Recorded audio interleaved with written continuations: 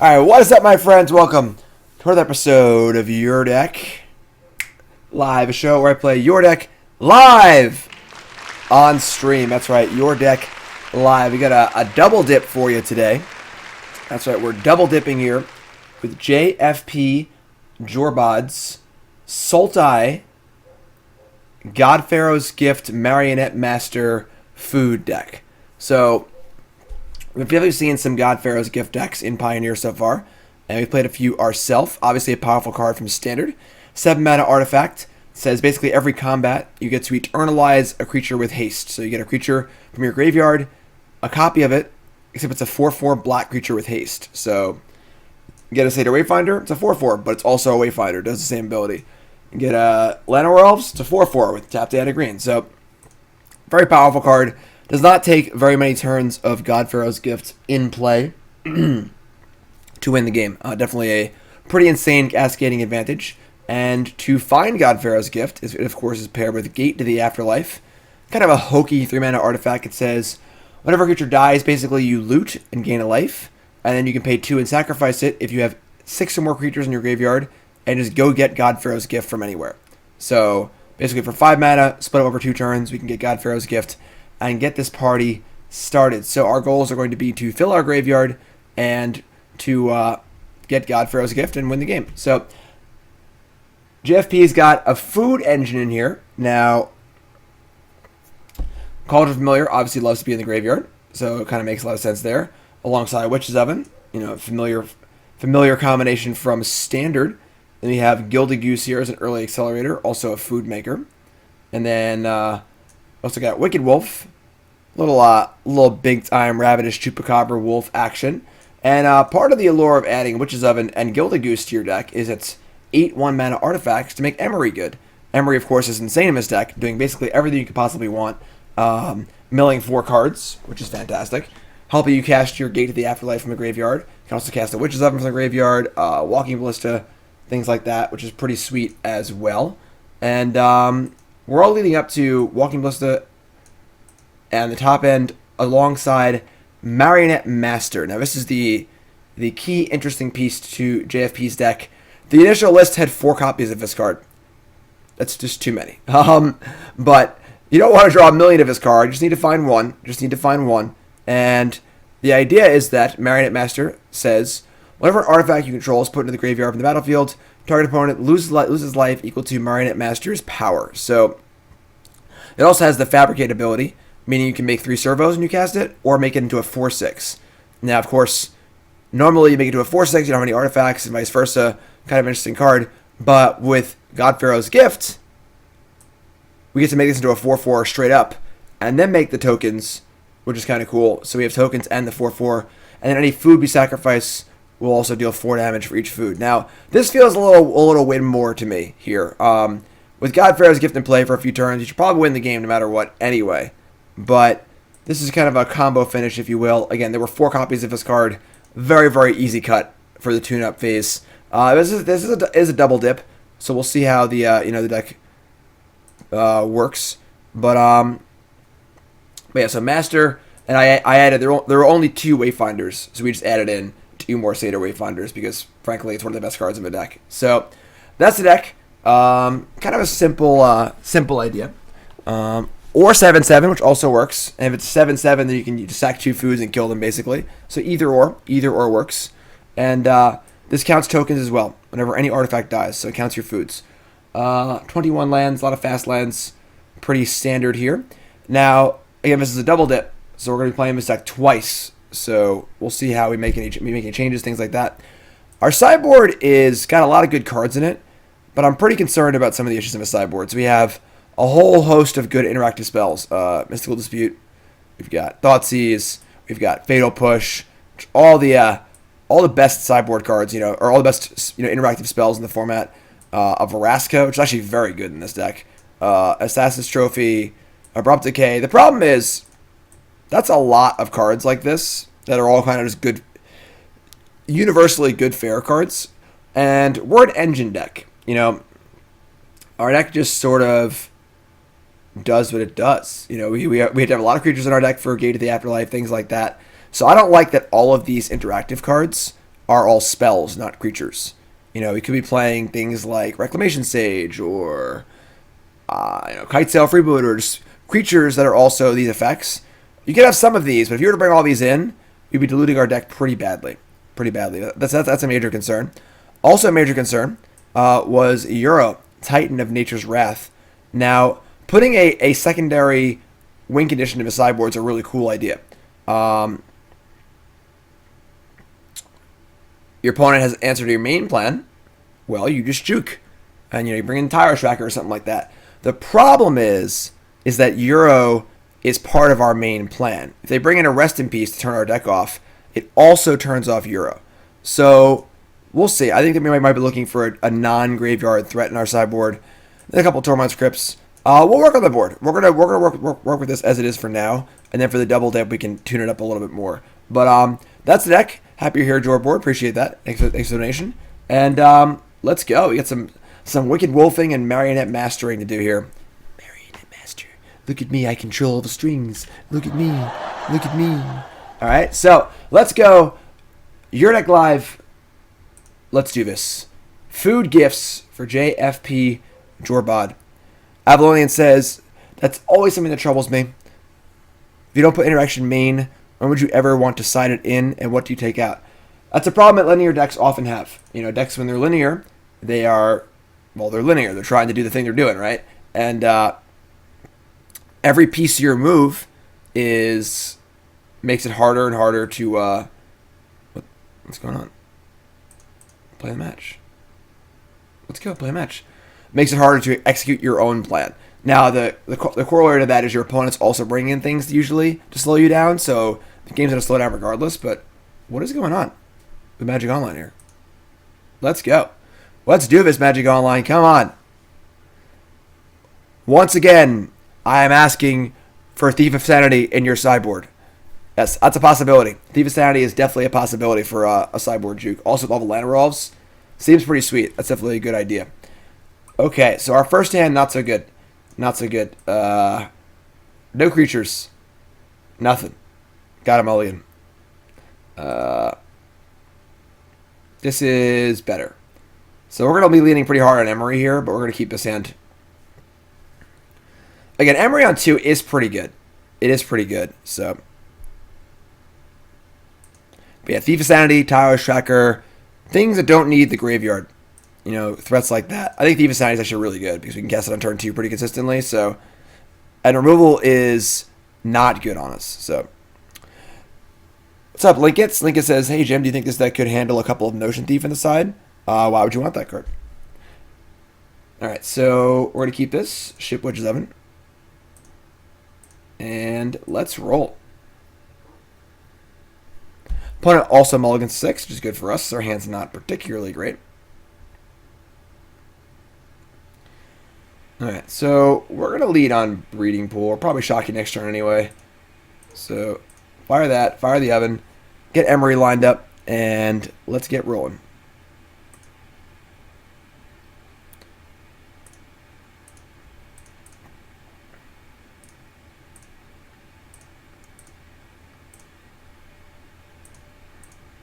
Island Go, the classic.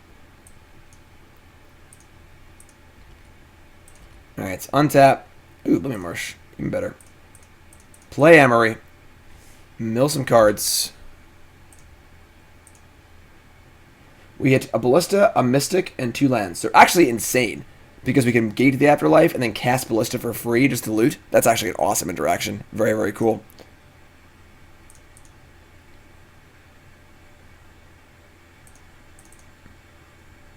End step opt. Decklist is now on the Cardboard Live overlay.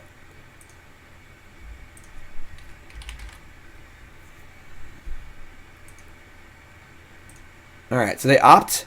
Opt goes top. And they play a mountain. And they're going to kill my Emry. Boo! Boo. No? Yes. Lightning Axe discarding Arclight Phoenix. Alright, so sack the Emry for a food. Definitely not an ideal thing. We definitely wanted to cast that Ballista this turn, but whatever, it's fine. Untap. Wicked Wolf. Alright, so play Gate to the Afterlife. We now have 3 creatures in our graveyard, which is a start, but we definitely have some more work to do. Definitely, Witch's Oven plus Gate's also pretty good. The ability to gate and then have Oven in play to sack things is pretty cool. So definitely like the interactions here, honestly.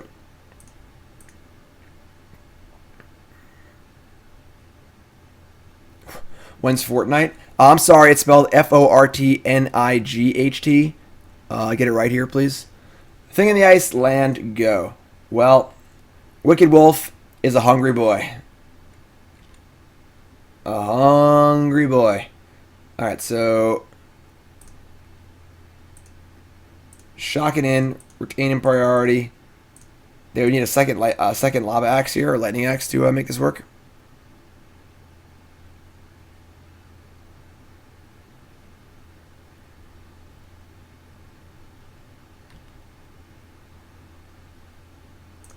Fight you. Sack of food. Did I tap the Llanowar Wastes for a pain? If I did, I didn't notice. Oh, I shocked because I need a 4th land to cast my Wicked Wolf. Alright, so Thing in the Ice is dead and we have a 4/4 in play. Awesome. Love it. We could sack it to our Oven, try and like get a little lucky here, but that's not going to work. We're so short anyway, so. If we had 4 in our graveyard, we could try and loot for the gate, but having a 4/4 in play is pretty good, honestly, so.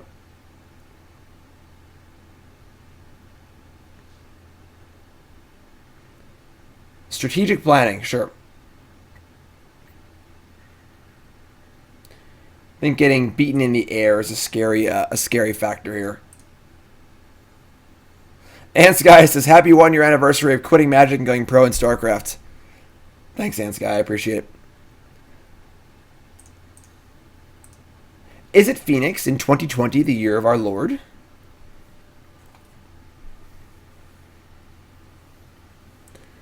They found another Arclight Phoenix. That's kind of scary. But they missed land drop. So I think we're in great shape here. Nope, never mind. Wicked Wolf, go get him. Gilded Goose. The Honker. Okay. So I'm probably just going to play this Goose and sack it and loot, honestly. We get a food. We don't really need the Goose anyway. So we just like loot.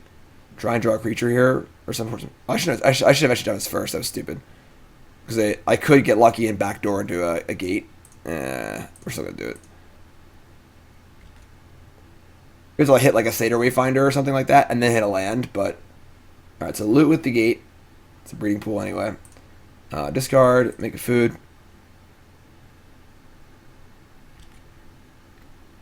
Is it Phoenix? Is it? So we currently have 1, 2, 3, 4 creatures in the graveyard. If we draw any creature next turn, we can activate the gate to the Afterlife. And pray I don't have any braids. I mean, like a braid would be crazy. Who plays a braid, though? Who plays a braid?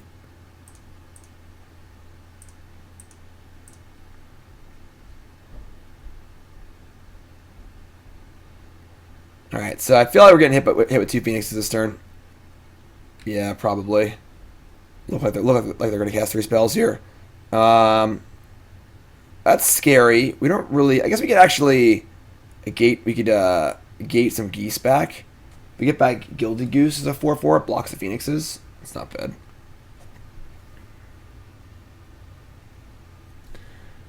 We have food to sacrifice too, so...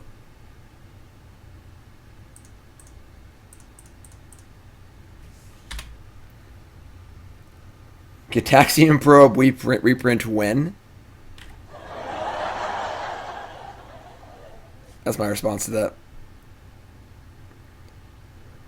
Yeah, I haven't seen Is It Phoenix in a while, but it's just not super great. And, wow, that was awesome. That was a really good draw. Okay, so we're going to play Ballista for 0 here. And if we draw a creature, we get to leave the Wicked Wolf in play. If we don't, we'll sack the Wicked Wolf to the Witch's Oven. And then we're going to get our God-Pharaoh's Gift in play. And we might just get a Gilded Goose to start, honestly. We'll see. Why not Ballista for 2? Because then I can't activate my gate to the Afterlife. So, play Ballista. Ban Ballista? It's bold. It's bold. Why? What did Ballista ever do to you? Oh, hello. They're not dead, but they're pretty close to dead. So, discard Marionette Master. That's the 6 we need. They are dead. This also attacks. They're dead. Alright, so Gate to the Afterlife. Search library. Get ourselves a God-Pharaoh's gift. Move to combat.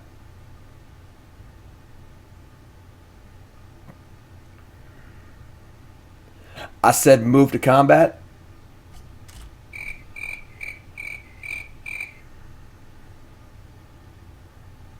What's up, Pooh? What the heck is this new stream going live notification? I don't know what you're talking about.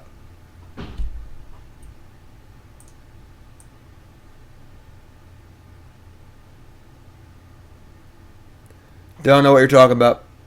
No idea. Opponent's reading Marionette Master. Yep.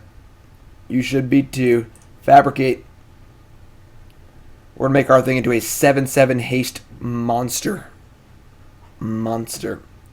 Add the counters. Now you have a 7/7 and a 4/4. Move to combat. Attack. We sack our food. Gain 3, deal 7.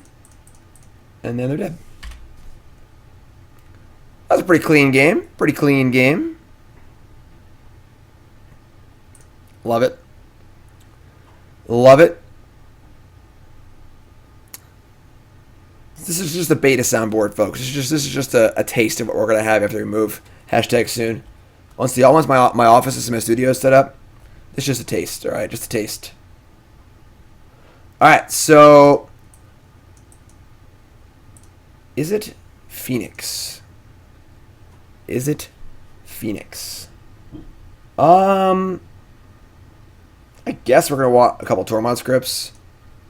I don't love it, but it's fine. I don't like that our Emrys are gonna be so vulnerable against them.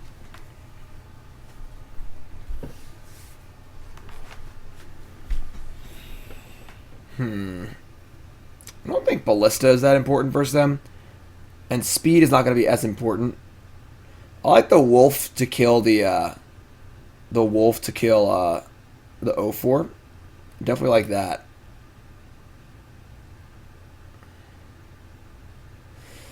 I'm just gonna shave 2 ballistas. Ballista's not like particularly great against them, and we get to slow down a little bit. Don't want any of our interactive spells.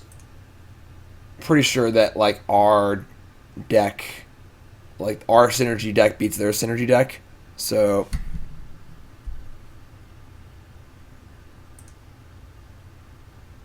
yeah, I'm pretty sure this is good. I think a sideboard's gonna need some work if we double dip. Gonna need a little work. Gonna need a little work. Okay, this hand is awesome, actually. Needs a black source, but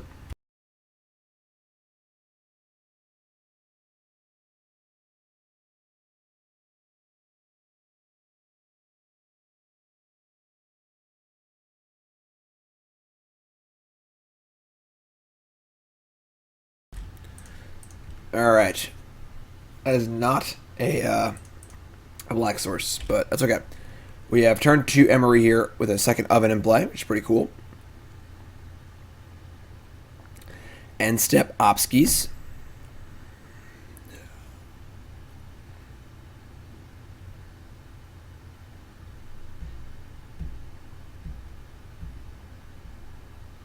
Opt goes top. All right.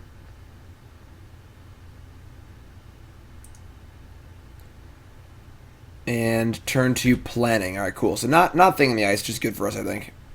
Topped. You'll opt.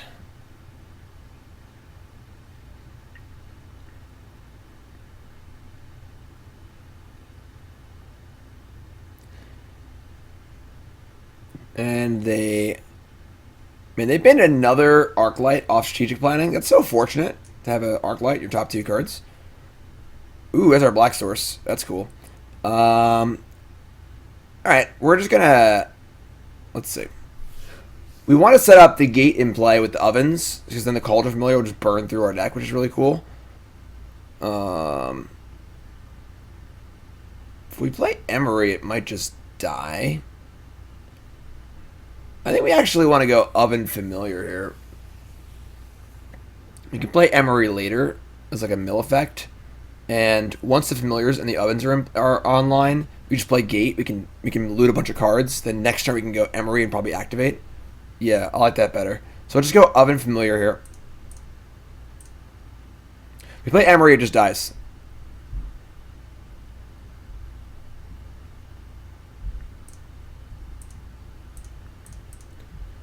So there's your Familiar.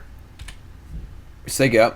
Next turn is going to be Gate, and then we can sack the Cauldron Familiar twice to loot twice. And then the next turn is Emry, Mill, probably activate.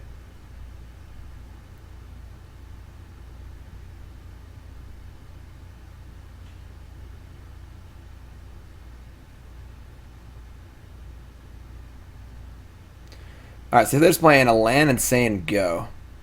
Alright, so let's do our thing here. I love clicking. Yes, I do. I love clicking. How about you? Much faster on Magic Online than it is on Arena. That's pretty cool. Alright. 17 to 21. Untap. Breeding Pool. Now, they could have some sort of counter spell here. It's definitely a possibility, but given that we're casting Emry after this, and we already have a threat in play, I'm pretty happy just playing the Gate here.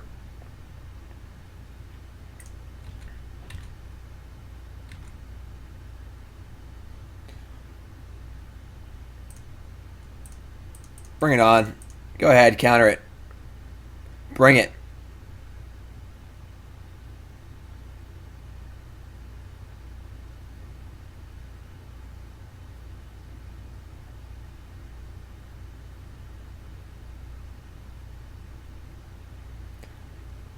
Sweet. So now we're online. Now we're on like super line. End step. Blue colorless. Hardcast Brazen Bar. That's a bold play. That is a bold play. Not bouncing the Gate. And not holding that for a God... Ooh, man, that's a pretty nasty God-Pharaoh's gift tag. I mean, they have a second one, maybe? It's possible. If they Brazen Bar or my God-Pharaoh's gift, that feels pretty awful. But we are... we're gaining a lot here and draining a lot, so... Chart a course. Draw 2, sure. What a brazen play.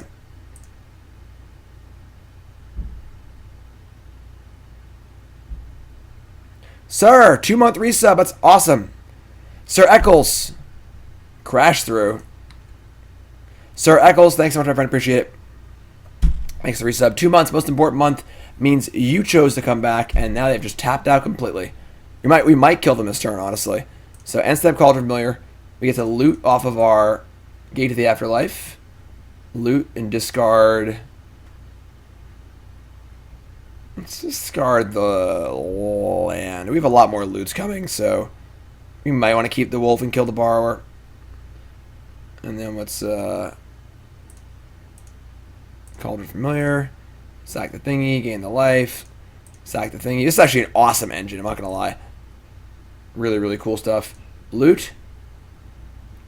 We have 0 creatures in the graveyard yet. I'm going to discard the land again. And sack this. Get this back. So 22 to 14. Not amazing loots there. Just kind of drew some lands, but it's fine. Untap. Llanowar Elves. So we're going to open on Emry and see if we mill the requisite number of creatures for our thingy. And we see if we can go off here. So there's Emry. Mill 4. 3 lands and a Cauldron Familiar.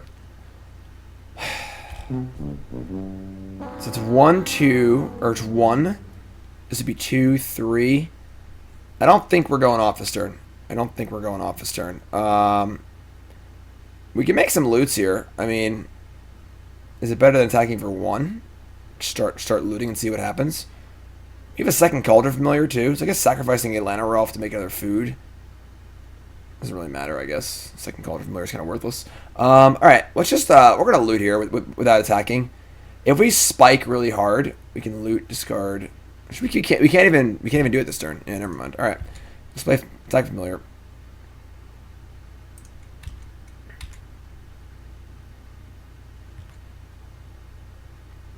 think we're just going to play Llanowar Elves and say go. Not really in a huge rush, and we are just killing them, so...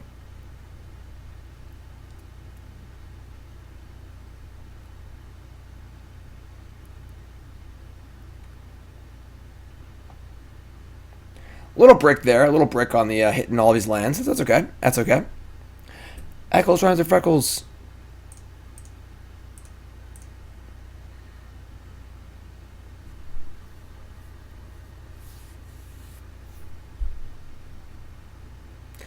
Tapping for a red. And they're going to Lightning Axe my Emry here, which is awesome. So sack the Emry. And loot. Discard Botanical Sanctum. This is a lot of lands. Make food.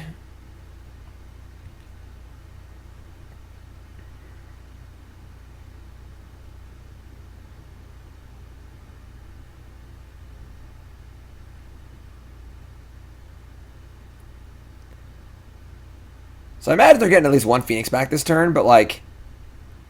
is it Cruise? That's pretty good. It's pretty good. I'll give him that. I'll give him that. Oh, of course. OG Llanowar Elves.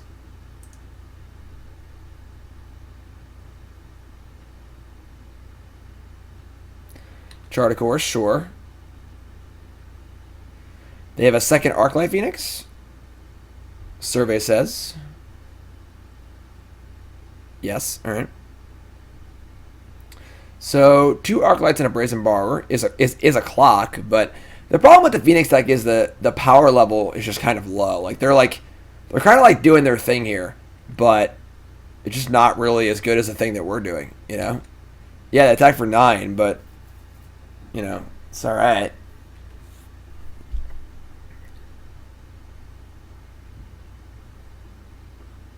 Alright, it's end step. Bring back Cauldron Familiar. Drain for 1. Sack Cauldron Familiar. Gain a life. Loot. Discard a... No, I think I want that Emry, actually. Are you going to want this Wolf? I mean, they probably can't stop Gate this turn. We have 1, 2... Yeah, let's discard the Wolf. I think we're going to go for the God-Pharaoh's gift this turn, so... Make a food. Sack the food. 17, so cool. Untap. Alright, that's a creature. So let's cast Emry and see if we can mill some stuff here. We mill more. So we have 1, 2, 3, 4, 5. 5 creatures in the graveyard. So we want to keep the Cauldron Familiars. We can probably... If we had a Marionette Master, we can just kill them. You can also just get a Wicked Wolf and kill one of these creatures as well. It'll come into play as a 4/4 and fight something, which is awesome. I think we're going to just sack a Llanowar Elves.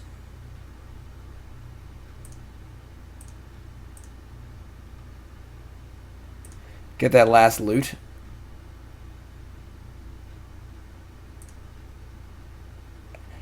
Hello. Okay, are they dead now? I think they are. I think they are, my friends. I think that's the game. Sack Gate to the Afterlife. Search Library. And move to combat.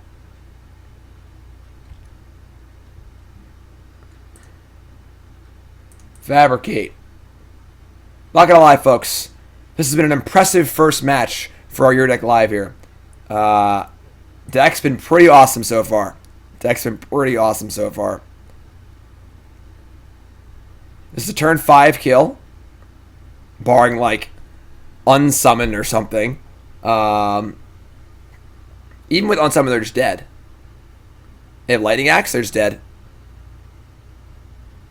We just Cauldron Familiar, sack Cauldron Familiar, they're just dead on board. So, sacrifice Cauldron Familiar, or whatever. Cauldron Familiar, we 4-ball them. Return this. Sack Cauldron Familiar. Get a food. This deck is awesome. I'm loving it. I'm loving it. Excellent, excellent job. I didn't put your name in the title. That's stupid. That was awesome. We had some hype for that game. That was super sweet. That was super sweet. JFP.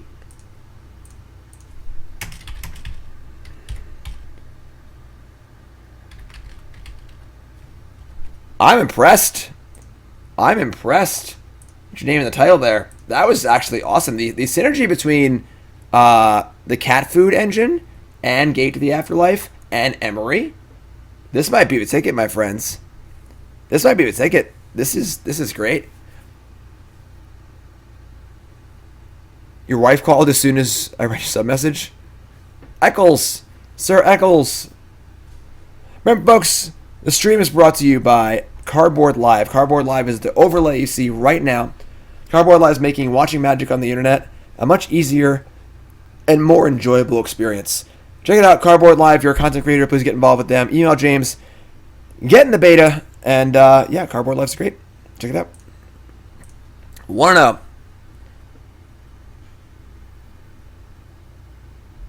right.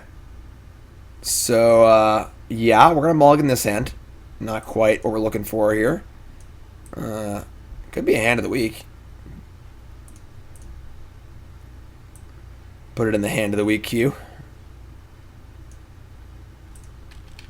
What do you think? Hand of the week? That'd be a good emote, honestly. We gotta see some graveyard hate for sure, But I think that that can be fixed to sideboard. I think we sideboarded like 4th Thief of Sanity and have some sort of like cool sideboard plan for graveyard hate. Love it. All right, so mulligan. This hand is significantly better. We're gonna keep this. I think we're ditching Llanowar Elves. I don't think that... I think turn 1 Oven, turn 2 Wayfinder is pretty sweet. I don't think we need the Llanowar Elves. Yeah, I agree with RFG, actually. I think we have an adequate sample size here to say we broke it confidently. Just total confident. Perfect sample size of one match. Walking Ballista. Alright, so... let's get the old oven going. It's a lot of ballistas. A lot of ballistas.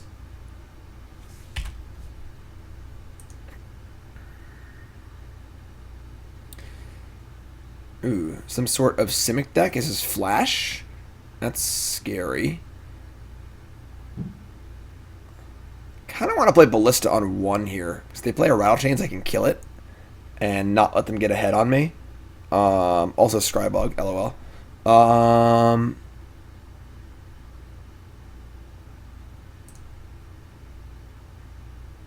Yeah, that's what we're going to do.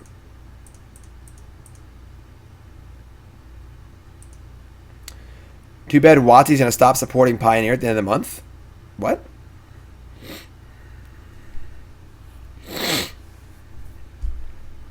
Glad you like the soundboard. This is just a beta test of a soundboard. I'm telling you, hashtag soon. We're moving in like a little over a month. Once I have my new office and I'm building a full studio, it's going to be awesome. This is just a little preview here. Little preview. Oh, I got April Fooled. God damn it. Oh.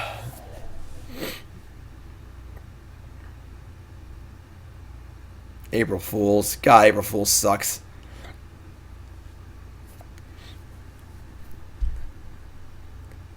Hey, Zibby. You want a treat? Haha, April Fools, you don't get one.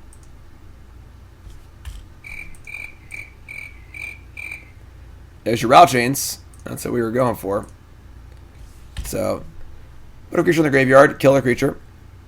A full room green screen. So we're doing. I'm going to paint the whole back wall green. We're doing green screen. We're doing everything. It's going to be insane. Hashtag soon. Yes, we canceled our cruise wedding. Alright, so we're going to play Wayfinder here. It's probably going to get spell colored, but it's fine.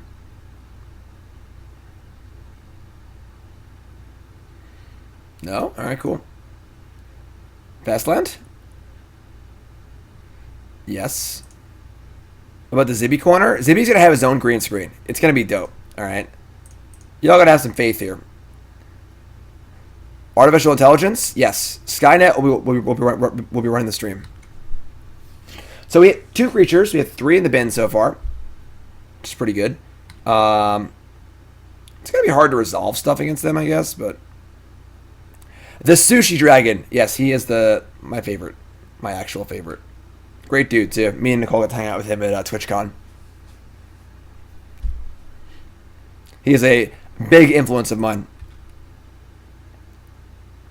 Alright, so... This seems like it's going to be a hard matchup. They just have, like, a lot of flyers and a lot of, like, counterspell interaction stuff. So, like, can't be guaranteed that we're going to get our stuff off, but we'll see. Honestly, it's funny. I think just drawing God-Pharaoh's Gift and casting it for 7 might be one of our best avenues in this matchup, but alright. We're going to what? They can flash in a whole bunch of blockers and stuff. I'm just going to attack for 1 and see what they do. Dig Through Time should not be a legal card in this format. The fact that Dig Through Time is legal in this format is egregious. I don't mind the inverter combo that much. I mind that. Yeah, so we're gonna play Ballista for 6. That's definitely our plan. So play Wayfinder again. Maybe Confession, you're an LA Kings fan? Nobody's perfect. Nobody's perfect. Now they're gonna Queller. Alright. It's fine. We're still on pace for Ballista for 6 next turn. Alright. So they're clocking us and don't really have solid answers here. So well, I don't watch sports either right now. Because I can't. Because I'm sad. Me, Nicole, and John will often watch hockey games during dinner when there's a hockey game. We've been watching like YouTube, like, you know, top 20 filthiest goals of 2019 videos during dinner. It's bad. It's tough. Alright. Blooming Marsh. This hand has not been very good, but let's see what we can do here.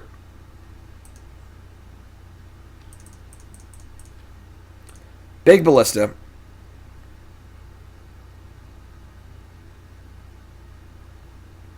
Alright. Let me just like say attack for 1 and say go. I mean, now I can kill the rattle chains and some future creatures as well. And honestly, Ballista lives. You just keep pumping mana into it. Like, this is not really that bad for us. So the elves are about thought knots. Why would you want that? End step. Nibblegast Herald. So I can slaughter all your creatures. Sure. Shoot that one. Oh, wait. And, shoot that one. That seems, like a good exchange for us. We'll take that one. We can also Witch's Oven to gain 3 life a turn, so off these creatures. So I'd say we're doing pretty good right now, honestly. Walking Ballista is not a bad backup playing all these mana creatures. Untap. Breeding Pool. So that's fine. I think we're doing is just play a land and say go. Yeah, we watch like, you know, condensed games on YouTube. We watch like the Caps game, the Caps Rangers game. Nibblegast Herald again? This is just so bold.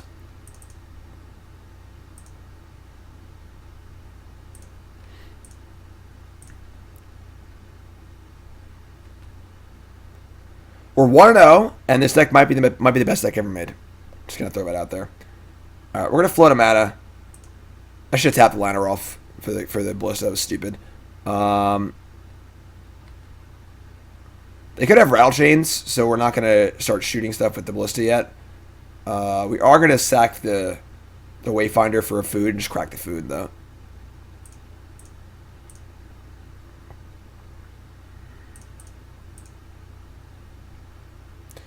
So if we shoot and they have rattle chains, we get blown out. We just want to untap and play another land and just pump up twice and keep shooting stuff. They only have 1 card left too, so no reason to get blown out here.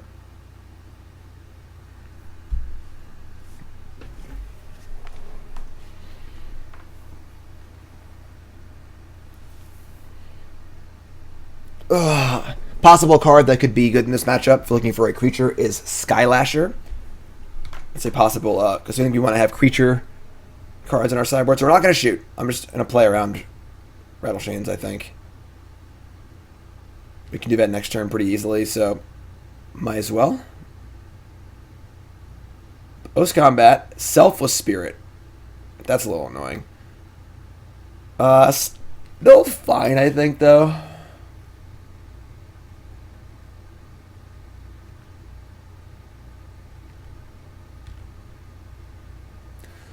That's pretty cool, also.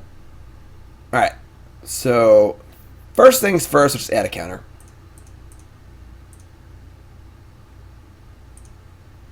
Stone Coil? I don't think it's what you want, really. Alright. Put a counter on Walking Ballista. Okay. We definitely don't want our Cauldron Familiar to get Spell Quellered. That would really suck. It's hard to play around everything, obviously, but Corral Harpooner, it's not a bad idea.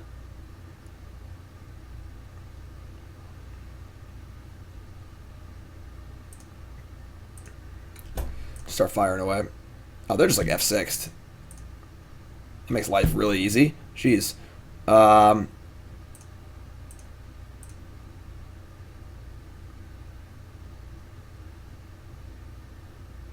Or nah.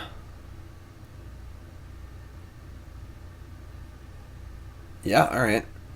Man, feel a little fortunate this game, but I'm still going to have some respect here and not attack. Just in case they're like trying to dupe us or something. I don't know what they could possibly have at this point, but just should play. I think if we untap, we probably just win the game, so.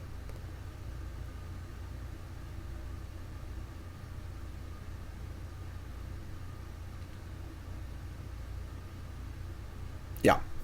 Bring it on.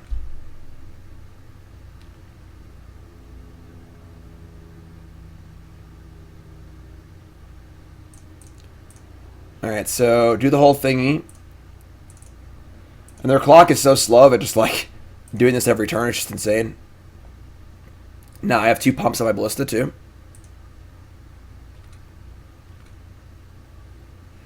Blooming Marsh. Add a counter.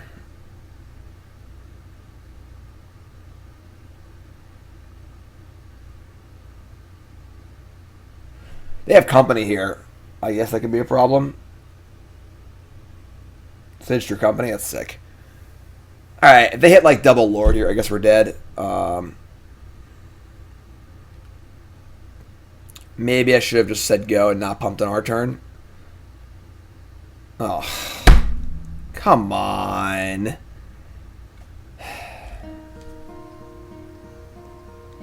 Hello, darkness, my old friend. So sick. Country Mac, new sub. What's your name? Where you from? Welcome, my friend. Oh, man.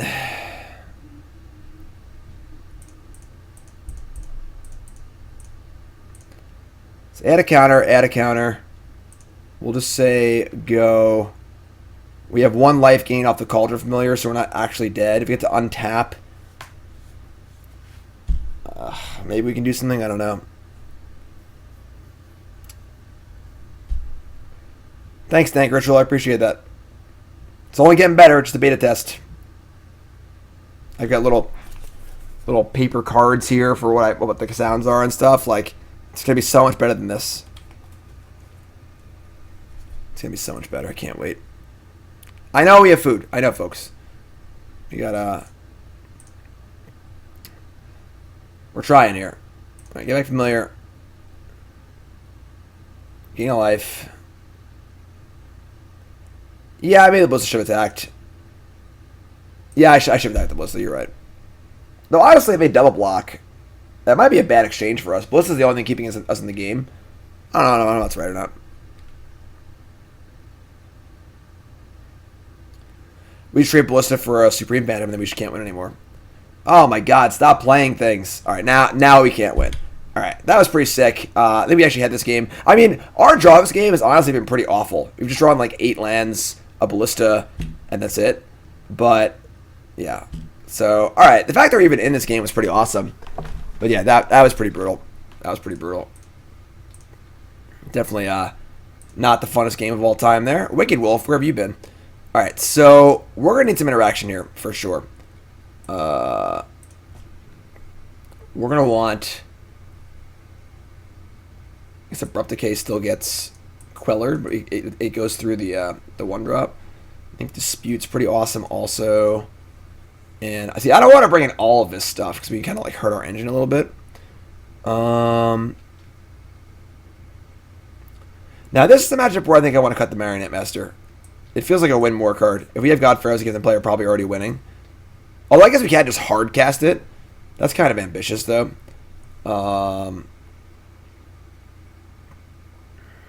Oven, Familiar, Wayfinder, Emry's pretty great. Everything feels pretty good, honestly. I'm not sure I want to cut. Not sure I want to cut. I guess I'm not going to kill my Llanowar Elves. I could shave like a Llanowar Elf maybe. And I could like maybe shave a land. I mean, the dorks aren't bad. You know, like just casting stuff is pretty sweet. And we can shave a land too. I mean, we're playing 21 lands. Just shave a land. Shave like. Shave. I don't see any basic island in our deck. Yeah, any basics in our deck besides forest. I got an island. Let's try this. So now we have like a little bit of interaction. We could bring in push too, but I don't know. I just don't want to dilute the deck too much, especially on the play. What triggers master are foods. The old food skis. This hand is the nuts. The nuts. Double Goose Emry.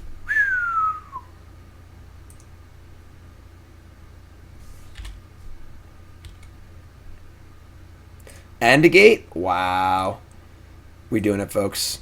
We doing it. Doing it and doing it and doing it right.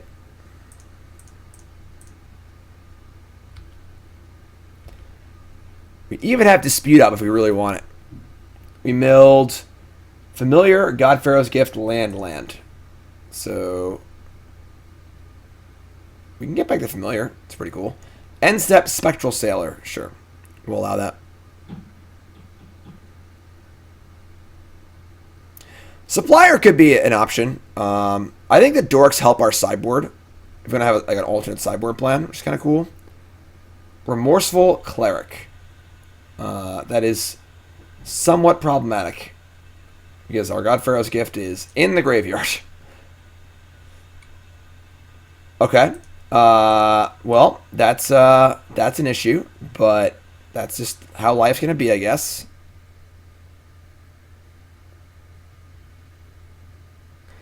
How's it gonna be? All right, we're gonna go for the Cauldron Familiar back, I guess. Yes, well, the sideboard plan needs work, for sure.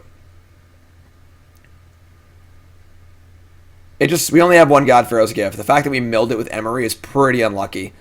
Because it would still be safely in our deck. We could just, like, kill this. You know, but...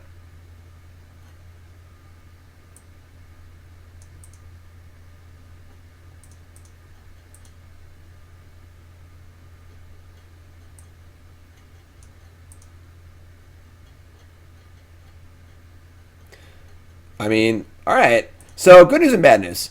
The good news is, we killed their Remorseful Cleric, they wasted for turn 2, and we still got our Cauldron Familiar. The bad news is, we only have one God-Pharaoh's Gift, and now it's gone. Forever. But, we'll see what we can do. You know, we'll see what we can do.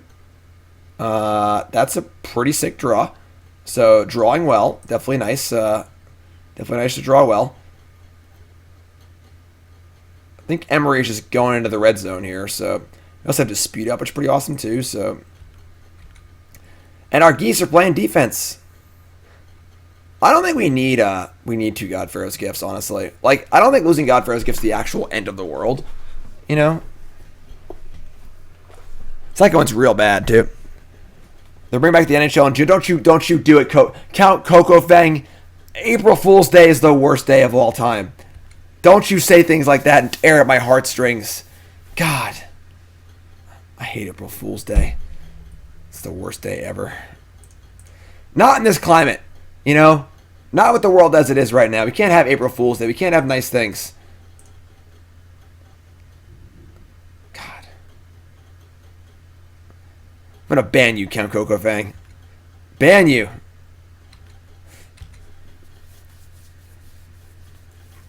Isn't today March 32nd? That's great. Second oven. All right. I'm pretty happy with second oven here. And then if they have a queller, we'll just dispute it.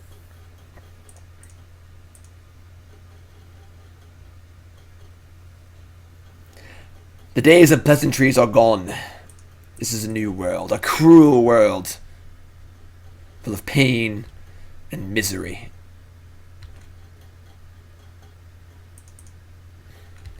Look at this beatdown plan here. This beatdown plan. April Fool's is funny when the world's in a good place and it needs to be torn up a little bit, you know? Introduce a little chaos. When the world's already chaos, you know. Alright, so do they have a company here? Looks like they do. They're going to main phase it. We need a brick here. Need a brick. Need a big time brick. Brick City, let's go.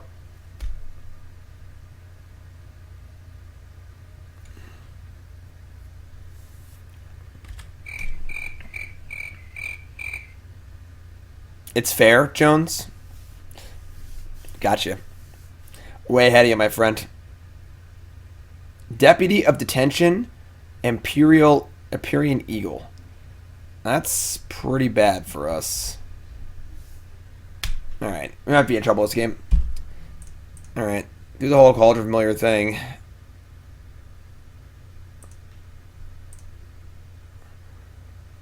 Yeah, we have 2 decays in our deck to kill this this thing here. Do that, and do that. Alright. So they're at 10. We're at 24. But I think our ability to deal damage is basically down to 0 here. Gate allows us to loot.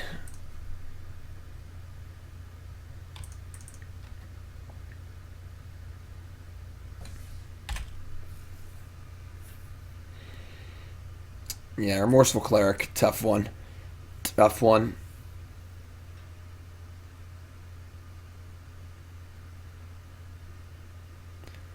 There's one new Vraska in a sideboard, but it's just like kind of off plan. It's not a bad card. We have Wicked Wolf as our Chupacabra, which would be a really good draw, honestly. So we do have three Wicked Wolves in our deck. You know, that card's really good. Definitely a big boon in a matchup like this.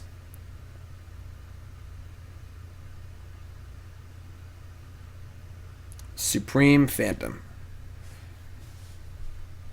Yo, Affleck, you were the bomb in Phantom, yo.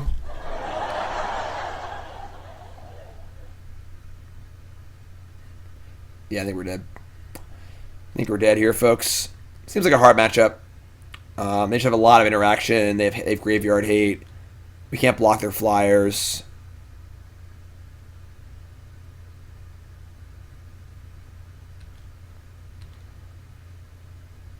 Botanical Sanctum. Not even an untapped land for 2 food. Gross.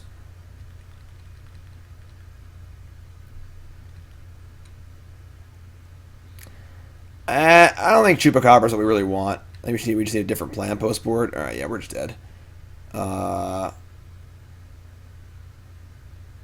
Like, if we're going to have board a card like that, we should board a card like Languish, something like that, you know? Just go for the gusto. Why are we holding back here? Yeah. Alright, we're just going to go to the next match. Alright. So, feels like a tough matchup.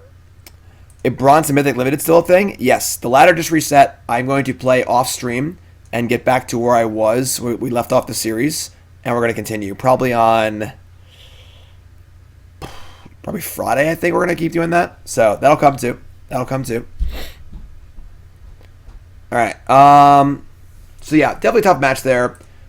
Matchup seems tough. Banned Spirits is good at beating decks like this, realistically. You know, just good at beating up synergy decks. They have good sideboard cards. It's tough. It's tough. Look at my shirt. I'm wearing a Coalesce shirt. It's so comfortable. Get your Coalesce shirts from coalesceapparel.shop. They have a brand new shirt that just came out today. Buy my shirt, first and foremost. Promo code GYM10. It's 10% off your order. And want to see your new shirt? Well, the new shirt is... It's pretty awesome, actually. In these trying times...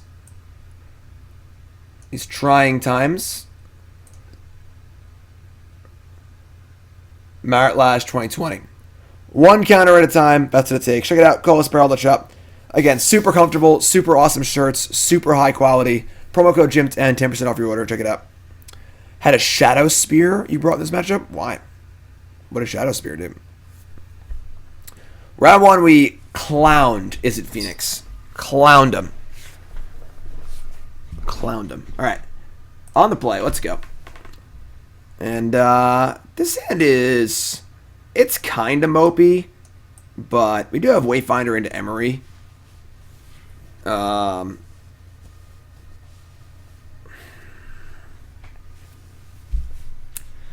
It's like pretty mopey. I mean, if we mill an oven, it's pretty awesome. I'm just gonna keep it, see what happens. We'll just see how it pans out. Honestly.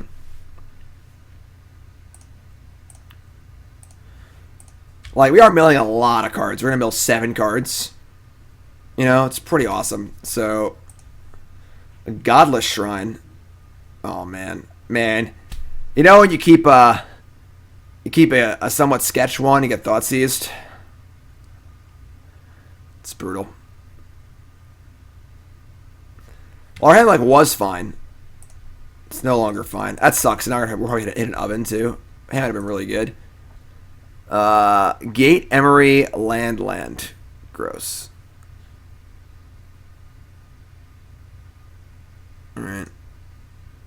Alright. I mean, hard casting the God-Pharaoh's Gift is not out of the question. Isolated Chapel. Yeah, I mean, if all I have is lands, I guess that's probably what we're going to do.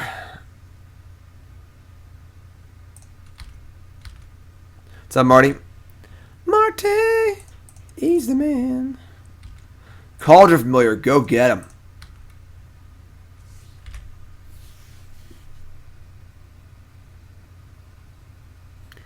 Gideon of the Trials. Bubble my Wayfinder. That's a 6-drop. Okay. I guess attack Gideon.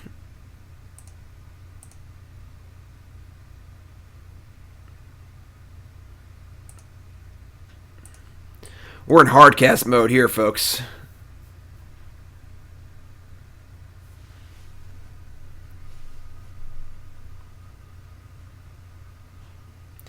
Birth of Meltus. Okay. Meletus.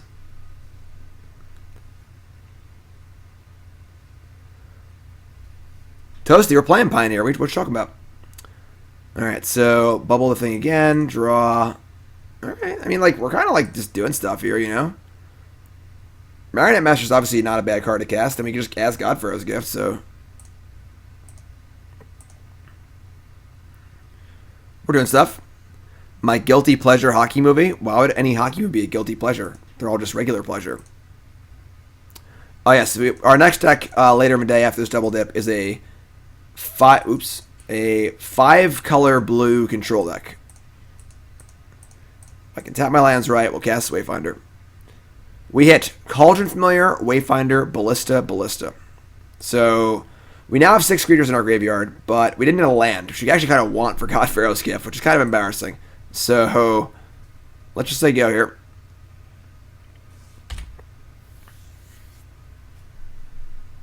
Mighty Ducks is amazing. Happy Gilmore's kind of a hockey movie. Again.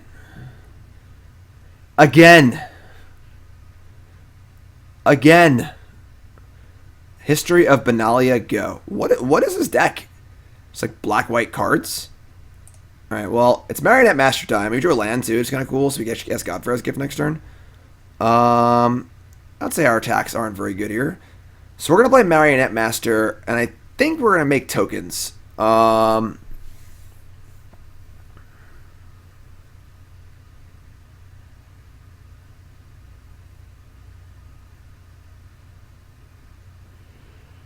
Like, if they have a single removal spell, they just kill the 4/6.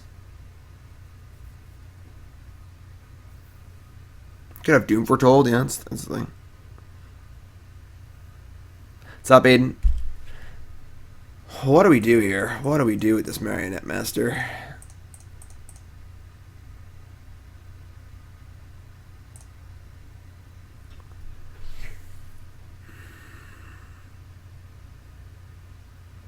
That is true. We kind of like want it to die.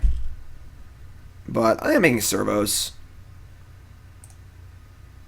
Just say go.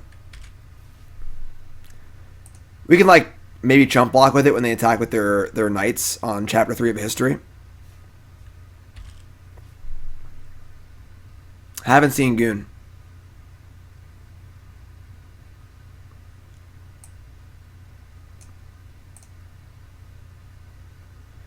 Alright, here comes the payoff. 5 mana in the pool. Nope. 5 mana in the pool. The Eldest Reborn. So I'm pretty sure we just sacked the Marionette Master, right? And then we get back. Let's see. I guess the fear is they just like untap and Banishing Light our God-Pharaoh's Gift.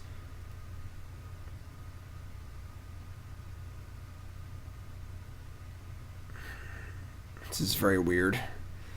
Very, very weird. Black-white sagas, yeah. Alright, let's just sack the Marionette Master, I guess.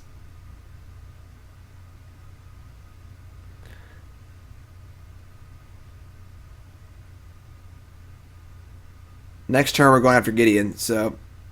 And we should be able to kill it next turn, so... Well, they haven't plussed yet, never mind.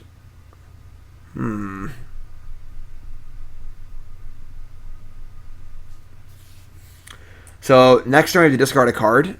Then they get to put a creature or planeswalker from a graveyard. Alright.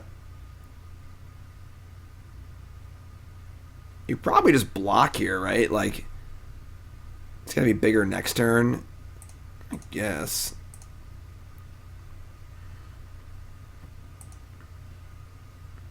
We lost Spirits pretty bad. Their deck is pretty good against ours. Alright, I mean... What are the odds they have an answer to my my God-Pharaoh's Gift, you know?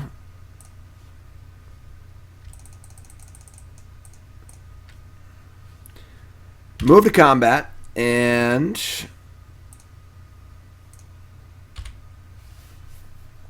Pretty sure it's Marionette Master for tokens.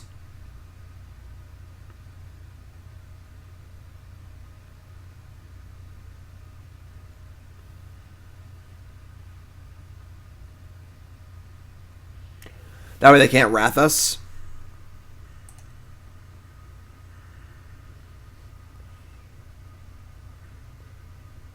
Like if it's a 7/7, they just chump block it anyway. Yeah, we're gonna make tokens. And we're going to attack Gideon.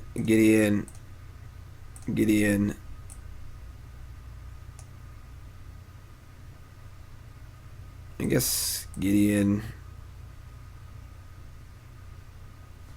Alright, whatever. Yeah, I agree. Spirits has been the actual bane. The bane of your deck live, Bruce. Like, we play these your deck lives in Pioneer. I think our record with your deck live brews, which I would say our average record with these brews is like maybe 50, like 500. We win like half our matches in your deck live Pioneer decks. But our record against Bant Spirits with your deck live decks is probably like over. Like, it just bullies us. Yeah, so we have no way to sacrifice right now, which kind of sucks. But, alright, so Gideon took a point, and they're dead. All right. Apparently they have no answer to our God-Pharaoh's gift. So... Gay. Blouses. Alright, so... Some sort of weird black-white enchantments deck. I kind of want Thoughtseize and Vraska. I mean, they're probably going to have Graveyard Hate, which kind of sucks, honestly. So maybe I want Decay, too. I would say our Wicked Wolves are very bad. It's a nice card to be able to board out. Does the Gideon Bubble stop Marionette? No, it's life loss, not damage. We're going to take out like an elf or two because we don't want to get wrathed.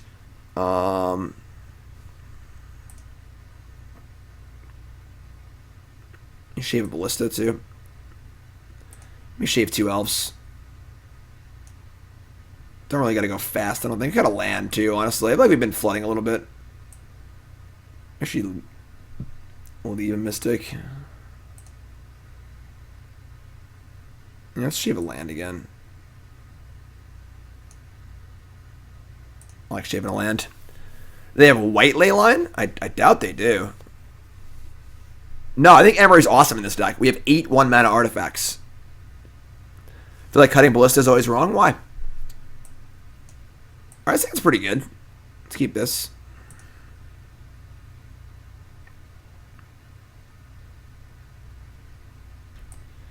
Shambling Vent, goo. Like, we still have 3 Ballistas, you know. Definitely diminishing returns there a little bit. Speaking of a devil.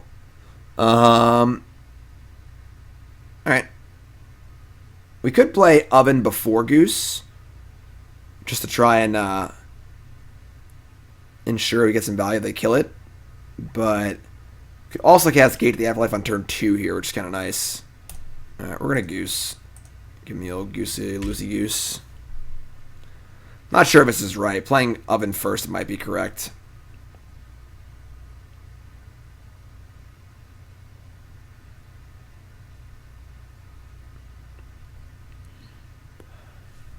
So it's time to remind everyone, if you haven't followed the stream, with that follow button, of course. If you're watching on YouTube, please make sure you like on there, leave a comment, and subscribe. Most important of all, please take 10 seconds. Like the video, leave a comment. Even if you watch all my videos, please, every video, like and comment, like and comment, like and comment. It helps me out more than you can believe. It takes 10 seconds of your time, and realistically, you're quarantined. What the hell else are you doing, right? So, thanks, YouTube folks. Appreciate it. All right, the Goose is loose, and we drew Familiar and Witch's Oven. So, I think we're still going to gate here, though. I think we're still going to gate. Because I want to get Witch's Oven and Familiar in play with the gate already in play. So, gate plus Familiar and Witch's Oven is the synergy that like sells me on this deck. It's awesome. Turning our Oven Familiar into a loot engine that builds towards a combo finish is just like phenomenal. Castle Ardenvale. Please don't play History of Benalia. Please. Gideon. Sure. And that's a Gideon. And a Breeding Pool. This is match number 3. We are 1-1. And we are doing it, as they say in the business. Doing it and doing it and doing it right. Alright, we're going to shock. Oven. Cat. And we got 0 creatures in the graveyard. We don't really need to like deal with this Gideon yet. We're just gonna sack it now. I'm not sure what we could draw, but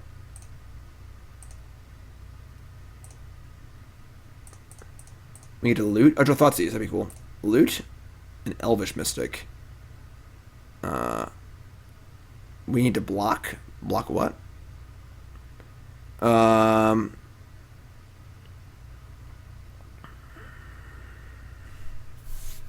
You could like ditch the Decay and just keep the Vraska. Obviously, putting creatures in our graveyard is more appealing, though. Don't think playing Llanowar Elves is necessary here. Yeah, we're just gonna discard the Llanowar Elves. Discard Llanowar Elves, and then we'll just say go.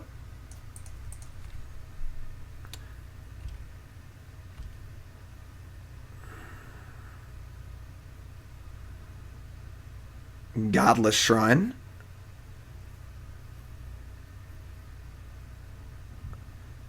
Demonic Pact. Okay. So, let's read Demonic Pact. So every turn, they get to pick one that they haven't picked already. Deal 4, gain 4, discard 2, draw 2, lose the game. Okay.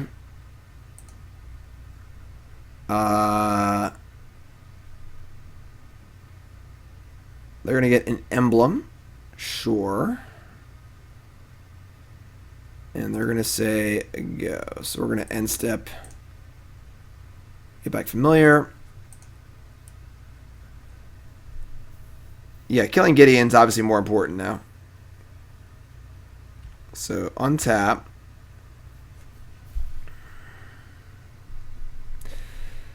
Botanical Sanctum not ideal. Would prefer an untap land here. 1, 2, 3. I imagine they're gonna have some way to deal with this Demonic Pact before they die. So yeah, Flicker of Fate, Final Payment, whatever. They have ways to deal with it for sure.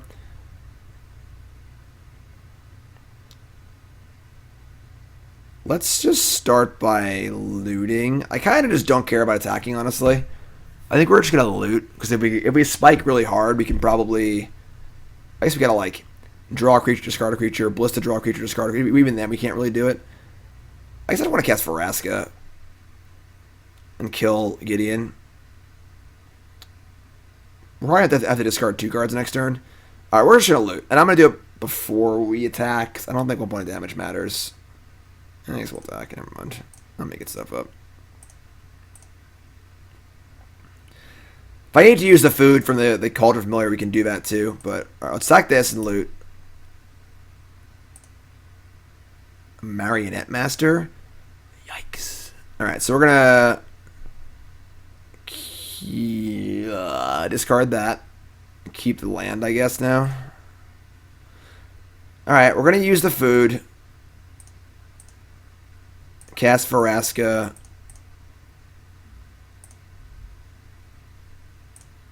Hey, this isn't Fortnite, and we'll just play Sanctum, and maybe we just Ballista for 0 and just get a loot out of it because in case they make us discard 2. I guess I could deal 4 to Vraska. That's also fine. Yeah, I'll just put Ballista and loot it, I guess. They have Graveyard Hate, it's gonna suck, but discard Llanowar Elves, play land. All right, this is all pretty cool. So we have 1, 2, 3, 4, 5 creatures in the graveyard. So we can activate our thing next turn. Fork Bite. They're going to deal 4 to my Ballista. They probably have Graveyard Hate here. We're going to loot, discard Breeding Pool. So, I mean, like, they have to put 6 creatures in the graveyard. They have to have Graveyard Hate here. Right? The Eldest Reborn. Oh, they wanted to do this? Sure, this is great. Yeah, awesome. Untap.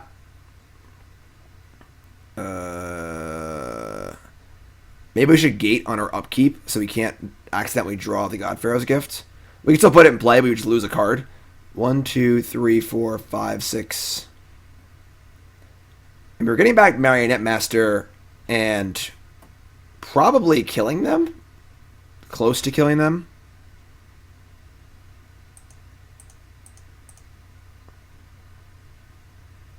We're going to upkeep it.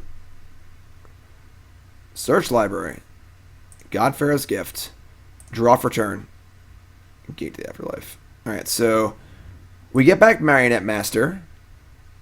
Attack for... Make servos. Attack for 4. Then sack a servo. And get back Familiar. Deal 4. Sack Familiar. Get back food. Deal 4. That's only 12. Huh.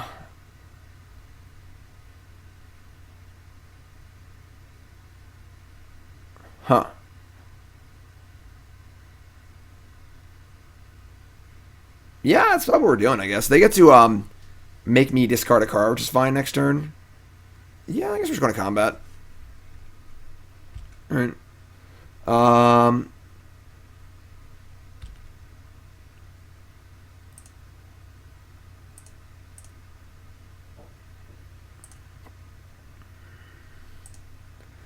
Attack, say go. Oh, we get sack. It doesn't work. Right. We also decay one of our servos. Yes, 15-hour stream today. April Fools.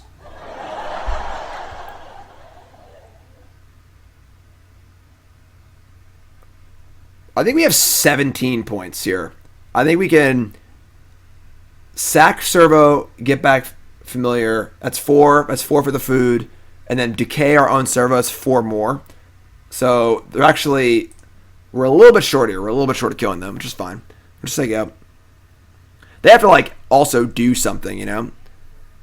Alright. They're going to draw 2 cards, sure.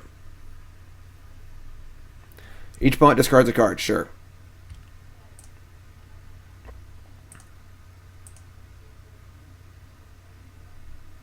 Here it comes. Here's the big finish. Doom Foretold. Yeah. I think they're pretty freaking dead.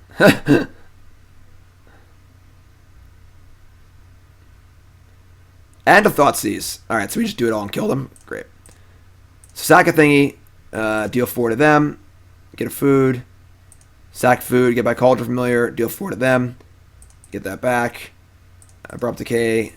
Targeting a Servo. Deal 4 to them. You're dead! Gang. Blouses. Alright, so no graveyard hate. Easy game. Easy game. 2-1 so far. Your Deck Live, a show I play. Your Deck live on stream. This is JFP Jorbod's awesome Marionette Master food deck. I like it a lot so far. I'm looking forward to the rebuild a lot. Like it a lot so far. Going sweet so far. Going sweet. Alright, round 3 on the draw. This damn island. This damn island. Twice now we've had an opening hand where our only land was island, and if it was green, the hand was awesome. This is a double dip. This is a double dip. We're playing this deck for a while, folks. Settle in for the long haul, please. Sure, let's keep this. Put God-Pharaoh's Gift back into our deck. What's up, Tonk? Okay, a lot of white decks. Alright, the second Marionette Master is definitely not what we're looking for, but... So they're going to try and Heliod combo us? What a jerk. What a jerk. Witch's Oven? Okay, it's not bad.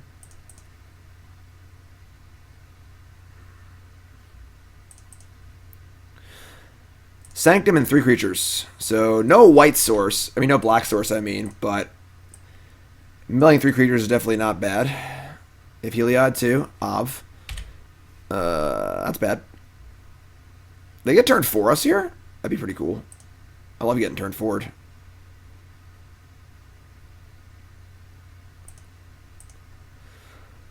Wicked Wolf. Something wicked this way comes. Alright, so let's play Satyr Wayfinder again. Again, 3 creatures. So we're fully online here for a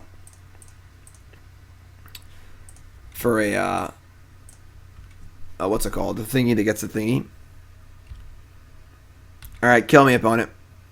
Kill me. Ballista on 2, stupid common land. Nope. More Gideon of the Trials.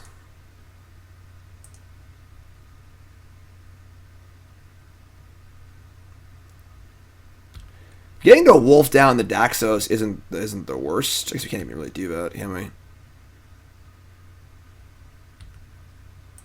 Alright. Easy block, make it food, get the Cauldron Familiar going.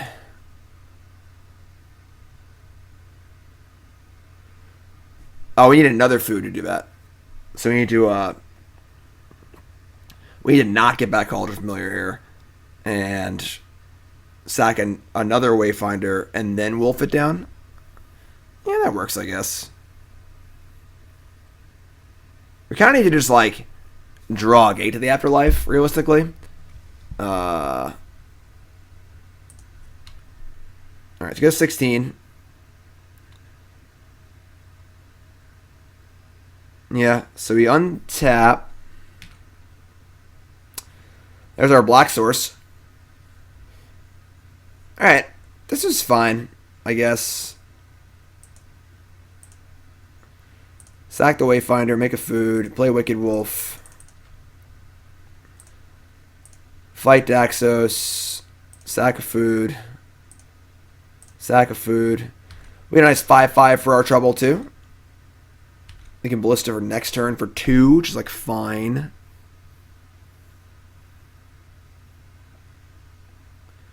Stasis Snare. Sure. It's fine.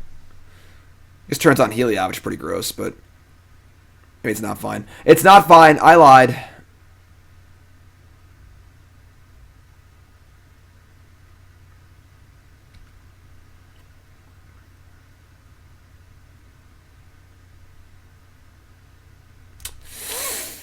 These damn Marionette Masters. This is the problem. So the initial list had 4 of these.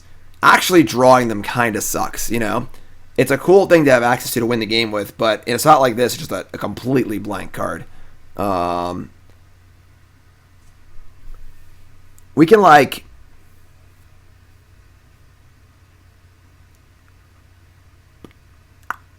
Not supposed to draw them. Yeah, right. Right. Alright. If we draw a land and can cast the Master, he'd probably be, like, in okay shape. We can, like, Ballista here, play an Oven, sack the Ballista, get back a Cauldron Familiar, block something, sack Ballista, you know, whatever, and just get that thing going. Yeah, we're just going to do that. Playing Ballista on 2 has little value. We can't really defend against a combo right now because we're just dying, so... Just looking at a chump block here and a sack.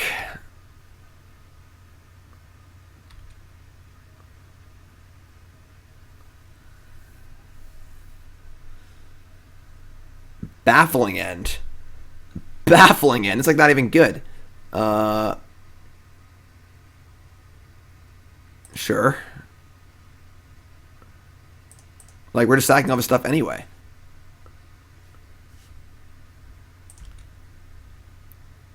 That seems terrible. Like, that has no effect on the game at all. I was gonna block and sack, and now I just block with the Cauldron Familiar and sack that. Lifelink, sure. So we're gonna block the Gideon. They can take extra points so they can't grow stuff. Why isn't there pro StarCraft content? I'm a pro Fortnite player now. Thank you very much. All right. So he has lifelink. All right, we draw a black land, and I think we have like a decent shot. Let the Lord of a black land come forward. May justice be done upon him.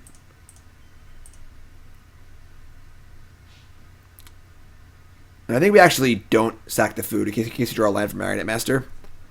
We get 1 extra drain. Can I kill them? 4, 8, 12. No. Wait, 4, 8. No, I can't kill them. Gate's also a good draw. Emry's not bad. It's definitely not like it's not great. It's something. It's a card. Mill another Cauldron Familiar and a Ballista and a Gate, which kind of sucks, but I mean actually no it doesn't, because now we can just get this back next turn. So if they can't kill Emry, we just win. Tight. Right? Yeah, we have a blocker, gain a life, blocker, gain a life. Yeah, I think we're in okay shape here. Yes, last year I quit Magic to become a pro StarCraft streamer on April 1st. And this year I'm just going to be a pro Fortnite streamer. But I'm too lazy to like carry the joke through, so I didn't actually do anything about it. Gideon's a creature.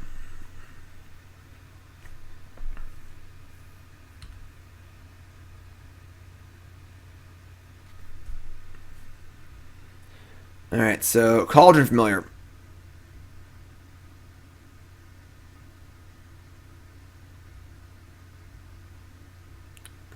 This time we block the 5/5. Right? Yeah.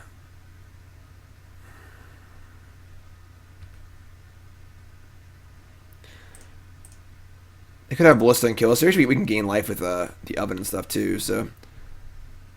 Alright. Cauldron Familiar. Alright, go to 1 precious life point. Gideon, allies, Zendikar. Man, we're really fighting against the storm here. I think they're just dead, though. Actually. Why didn't... They got, like, emblemed. I'm pretty sure we're going to kill him this turn. Wait, we have no way to discard the... Yeah, we do. The oven. I think we're going to win. I think we're going to win.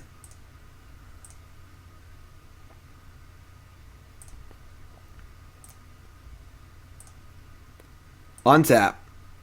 Botanical Sanctum. So, Cascade to the Afterlife. Maybe we're going to win. I don't know. We'll see.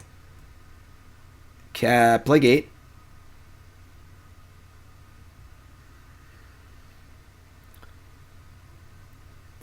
And then we need to get this thing into the graveyard. So we sack our... We just sack the Emry, actually. You sack Emry.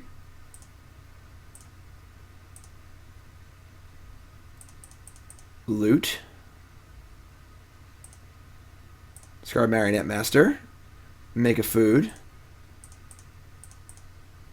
Sack this. Library. You think you're a combo deck? Heliod?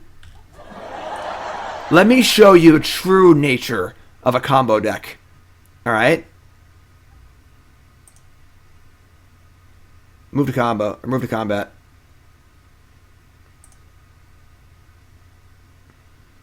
You sack food. Yeah, they're just dead. Marionette Master. Make this a 7/7.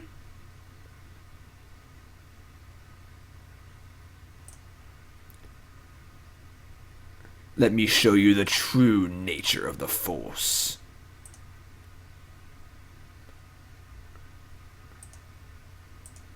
Boom! Take 7. Now witness the firepower of this fully armed and operational combo deck. Fire at will, Commander. Yes! Gang. Blouses. I don't have a Death Star button on my board. Sorry, everyone. Whew. Okay. They're definitely going to have Rest in Peace, right? Alright, so, let's see. Galactic Civilizations 3? Wait a minute.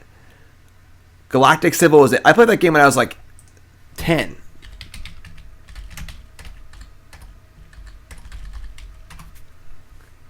Like the old like OS2 game? This game was so much fun.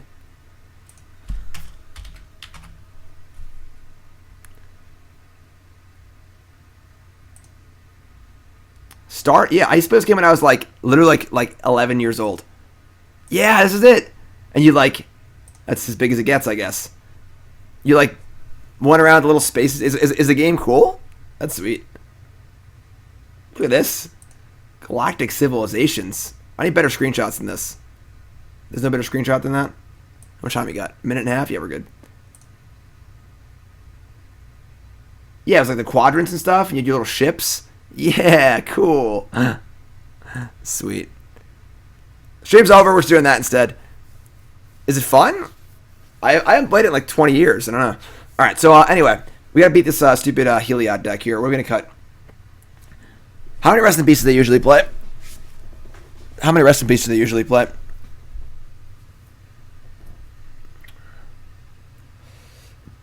I like Vraska, honestly. I like Vraska a lot. Just like, it's an Abrupt Decay, it's also like a card that matters. Go on Thoughtseize against them. I kind of like Thoughtseize too. I don't know if I want Decays. If they just like cast Rest in Peace, it's like pretty brutal. But I guess we can't necessarily Thoughtseize before they can Rest in Peace us. Yeah, alright. We'll bring in like the Decays, which are also like our anti-combo cards. Let's shave like an Elf, a Ballista. The Wolves actually seem pretty good. Let's get a land too. I think the lands have been pretty... That makes me lands. Let's try this. We don't really need to deal with Heliod. We can just kill them. So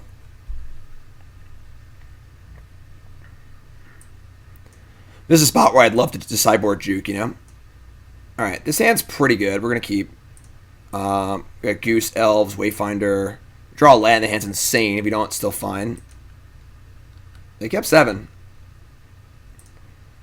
Alright, we're going to play Llanowar Elves because we have I want to guarantee a Wayfinder next turn. Put it in the Discord, Lord Draken. Rock, 5-month resub. My friend, appreciate it. Sideboard juke I have in mind is Thief of Sanity. Maybe. Well, I gotta think about it for the rebuild. It's a double dip, folks. We've been playing this deck for a long time, and honestly, I'm pretty happy about that because this deck is sweet. This deck is something else. Botanical Sanctum, please. Blooming Marsh. Close. Close. Still good, though. Alright, give me the old Goosey. The old Honker. We've put 2 creatures in our graveyard. So far. They have Rest in Peace. No. Anafenza, Kin Tree Spirit.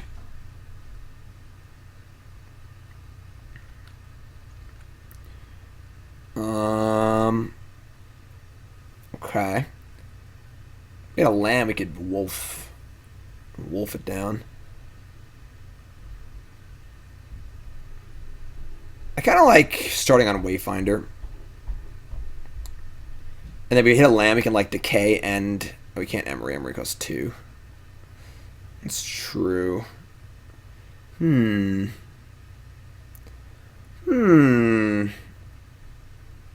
are we thinking here? Killing Anafenza is, I feel like, not bad. Not having a land really sucks this turn.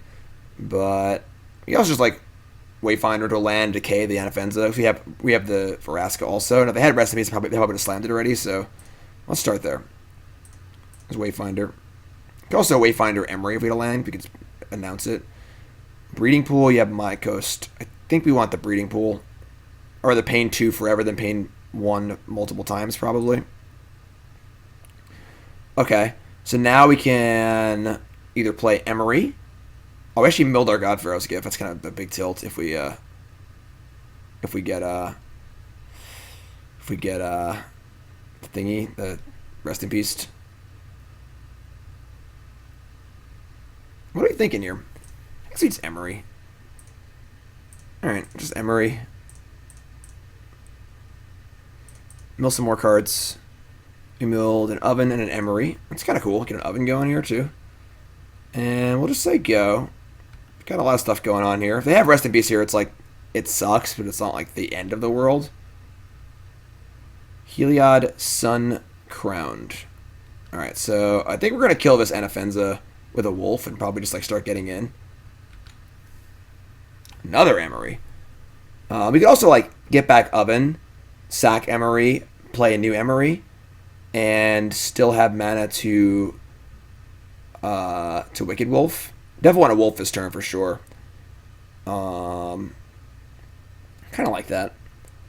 1, 2, 3, 4. We get a sack. I mean, we get a food too, so I'm cool with that. Attack for we can't attack, but we also want to be building our mana base because we're actually not far off from just casting the God-Pharaoh's Gift from the graveyard. But I like killing Anafenza here because they have a Ballista, we're just dead. So, all right, let's do that. Let's get Oven back. Play Oven. Sack Emry for food. Oh wait, I miscounted. I can't play a new Emry. And also that was dumb. Awkward. Okay, I miscounted. Oopsie. Alright, we're casting Wolf.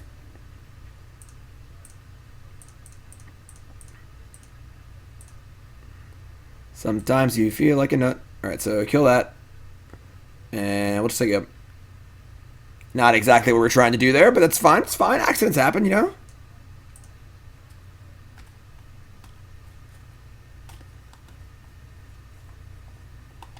Heh. Yeah, today's a funny day, Deacon. Alright, Sack the Clue is a great start for us.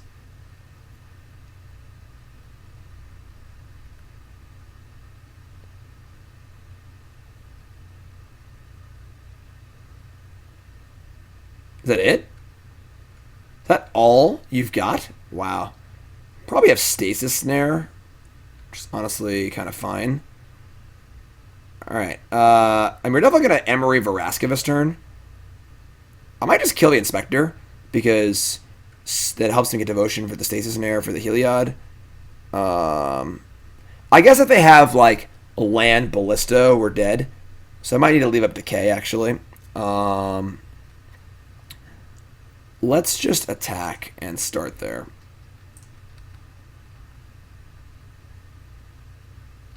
Okay. We could play Vraska and leave up Decay, but I want to get Emry in play, so let's just get Emry in play. Mill the gate. It's pretty cool. I'm gonna shock so I can make a food and Decay. Oh wait, I miscounted again. I didn't. No, 2 mana make a food, bend Decay. Yeah, we're good. And then just say go here.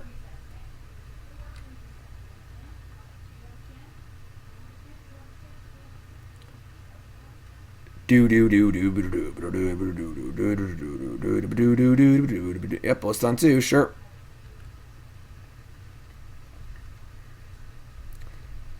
And they're going for it. Get blown out. Get blown out. Thanks for playing. I need like a dunk on sound effect. But we can dance. Get dunked on. Deal 1 to my Llanowar Elf, not my Emry. Mm-hmm.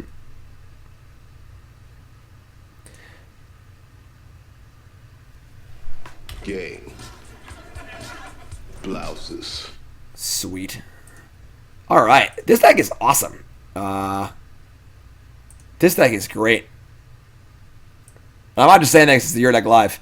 Every stream is brought to you by CoolStuffInc.com. CoolStuffInc.com, number one source for all your game shopping needs. CoolStuffInc.com. Use promo code Jim5. Get 5% off your order and a free Jim Davis Goblin token with your order. That's right. Have you seen it? Have you seen it? Isn't it awesome? Burnsy's on there. Nicole and John are on there. Awesome. Check it out. CoolStuffInc.com. Get your free Jim Davis Goblin token with your order. Promo code Jim5. Also, I do a video Monday, article Friday. Free content every single day. Never a paywall ever. CoolStuffInc.com. Promo code Jim5. My video on Monday was an unexpected results deck in Pioneer. It's probably the best video I've ever done. And I'm not hyperbolizing. It has literally everything you could ever want in a piece of Magic content. It just go watch it. After this, of course. You know, it's on your leisure. Go watch that one for sure. Check it out. CoolStuffInc.com. And our opponent does not want to play with us, unfortunately. So that means we do another ad. The Hex Holder. That's right, the Hex Holder. New storage solution for your Magic cards. Holds 4 double sleeve decks. Holds your playmat. Holds your high-end sanitizer, pad, pen. And in these trying times, is a great friend. Right? Yeah. We hang out. We chill. That's all I got for you today. Hexholder.com. Check it out. Promo code Jim10. Let's go. No, yours does talk, actually. The Hexholder you buy will talk to you. April Fools. On the play, and this hand's pretty bad. We have the gate, but we have no black. We've got no oven. We got no... I knocked the thing off my thing. Does my Hexholder do knock-knock jokes? You'll find out. Stupid Island! We gotta fix our mana base a little bit, but mulligan. I am very excited to tune this deck, I'm not gonna lie. Alright, this is fine. We can keep this.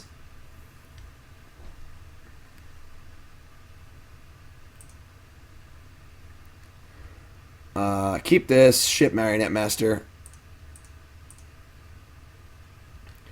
Okay, and then let's get started, you know. It's the old beat down plan. Give me a kitty cat. Don't look Zibby.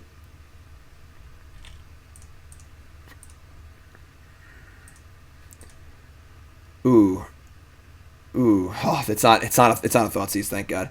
This is actually pretty cool. So now we can Ballista on 2 and not use it. And then next turn play Gate and then sack the Ballista immediately. It's actually pretty awesome. And we have 2 of them now, so they can't Thoughtseize us, so it's pretty cool. We're not going to block, so it's going to be hard for them to attack into our Gate, which is awesome.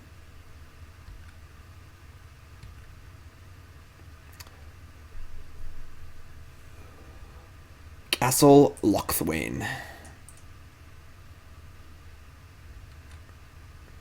Hold on, here they come. The 0550 double dip was really good. So I had a Your Deck Live double dip. Player submitted a Fevered Visions Pioneer deck. The initial list went 0-5 in a pretty rough set of games. And then I fixed the list and we 5-0'd in an awesome set of games. That one was pretty good. That was a pretty good piece of content as well. So untap, slam gate, draw fast land also, which is awesome. And now we're in phenomenal shape. We just say go. Our blocks are awesome. We get to shoot stuff and block and loot. What? Oh. Look, I've got player reward stuff. Yay. Hooray. That one's been on YouTube for a long time. That's from like a few months ago. So you look for that one. It was a Fevered Vision deck. Reggie Fever. You can search for that. You'll find the updated version. I also did a cool stuff video on it because the deck was so cool.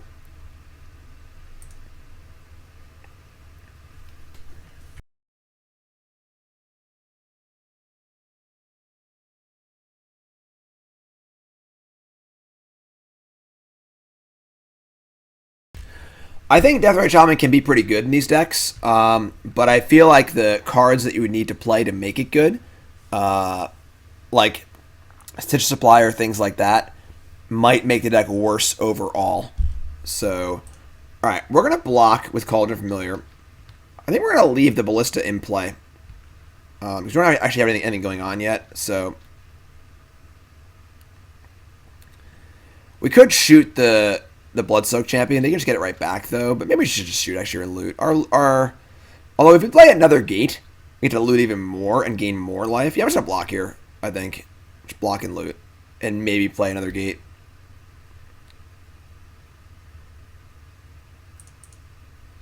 So, loot. Discard Breeding Pool. Sure. No, you can't buy Zibby. Okay. I mean, pumping Ballista is also appealing now. They have a Fatal Push, though. It's probably fatal for us. Let's see what we draw. Another Ballista. Okay, that now we're probably going to play the second Ballista and just murder everything and make some blocks and make some loots. One Ballista here does, or second Ballista here does a pretty monumental amount of damage, so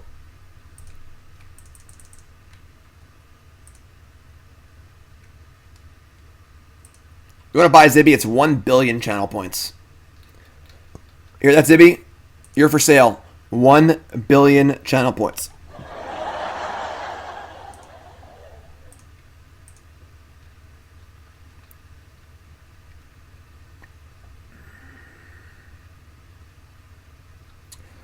$1 billion channel points. Come on, opponent. Let's go.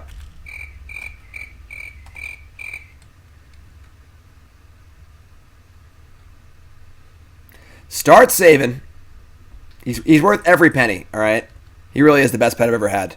Don't tell him that, but he is the best.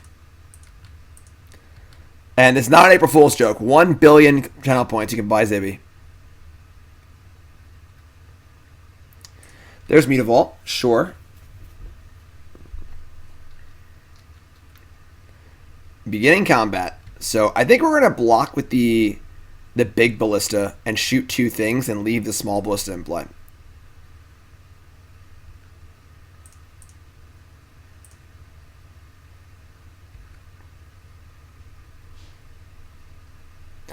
Remember Pepsi and the Airplane Guy? I don't remember Pepsi and the Airplane Guy. Please enlighten me.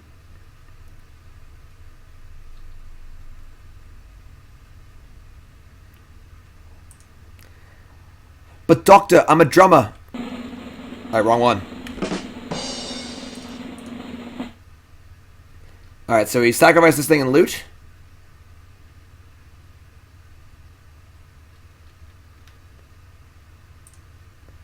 Loot a Gilded Goose.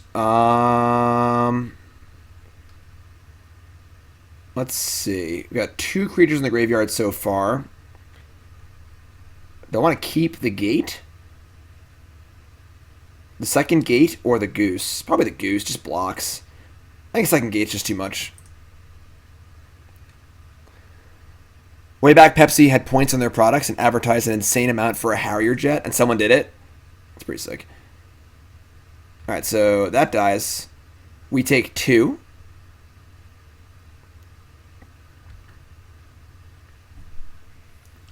They don't play Leyline of the Void, do they? They refused the prize and he sued them and won. Did he get his Harrier jet? Oh, that's a sick draw. Oh, that's a sick draw. Oh, yeah, let's do this. Witch's Oven. Oh, God. It's time.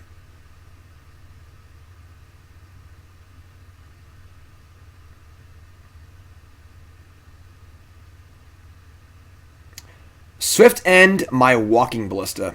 I've seen better scenarios for you. All right, so let's kill the 2/1 and loot. Llanowar Wastes goes to the bin. I want to cast Gilded Goose now. That's gone. There's that. Play the Goose. We have 1, 2, 3 so far. We have 3 pieces of creatures in our graveyard. And now I have the Oven online. So this seems like an awesome game for us. Cletus could be good. Cletus.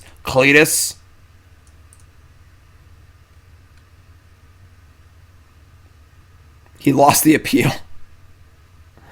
Mutavault's coming in.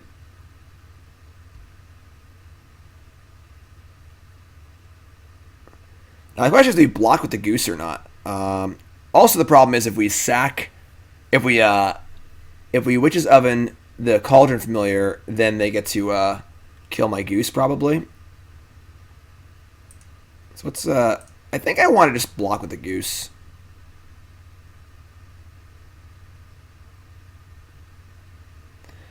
So let's get our Goose. Get our Familiar. I think we're gonna block both. I don't want to get Murderous Rider and have them able to make another creature too. I think they have like infinite creatures they can play in their graveyard. So if we tap Oven, we lose the Goose. They kill the Goose, we loot anyway, which is fine, I guess. We have 1, 2 in the graveyard right now. The Goose dying is a loot. The Familiar is a loot. So the question is, do we block? So obviously activating Gilded Goose to make food is pretty cool, but I don't even think we need to do that. We're just going to block. Just loot a million times.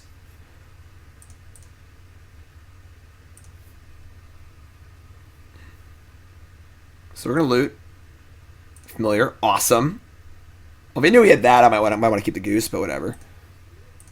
All right, 1, 2, 3, 4. We're basically there on our thing at this point. So that dies. Loot. Creature. Any creature. Marionette Master. Master of Marionettes coming to kill our opponents. 1, 2, 3, 4, 5, 6. Blood-soaked champions coming back. I don't think our opponent's coming back, folks. Gate to the Afterlife.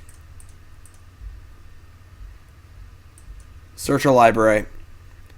We're about to be 4-1. This deck is awesome. All right, so there's God-Pharaoh's Gift. Cauldron Familiar. Get it back. Untap. Blooming Marsh. So we don't have anything insanely good to get back, but it just doesn't matter. It's a 4/4 every turn is so good. So, don't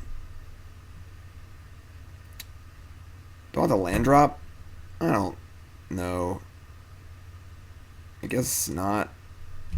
I don't know. Whatever. I can make a food. It doesn't give it vigilance though, right? No. The Mystic makes a food, or the Goose makes a food. We can get a Ballista to hold up Pump too. That's true. Ballistas with Pump's kind of cool. Alright, whatever. I don't think it matters if we get back, honestly. Get back our Black Metal Walking Ballista.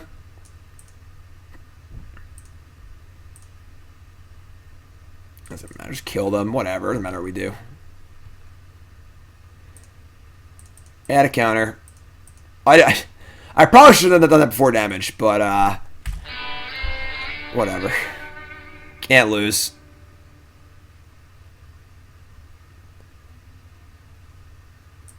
Black Metal Walking Ballista. Love it. Alright, sweet. That was awesome. Let's take a look at our sideboard here. So,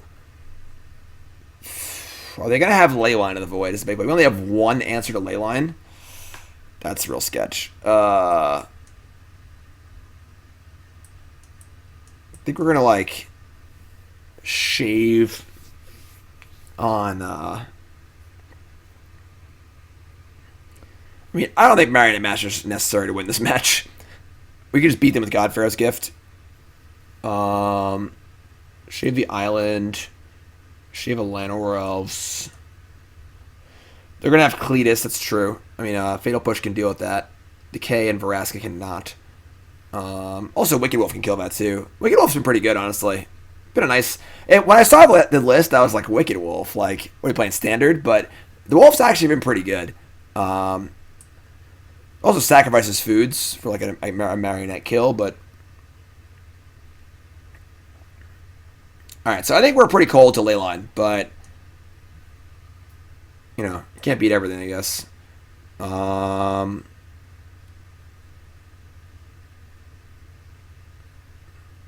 let's try this.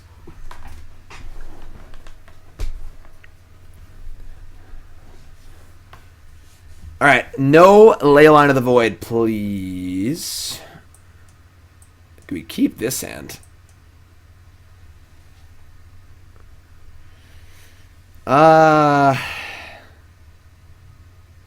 It's a lot of food for familiar.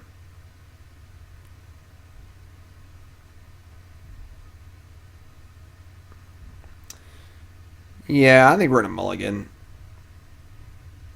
It's not enough going on. There's also no combo pieces either. If we had a gate in this hand, I think I would keep, but or an oven. We're in a mulligan. All right. Now the problem is if they Thoughtseize us, they're gonna take our gate. But I also don't want to ship a gate because like we have a wolf. All right. Let it ride.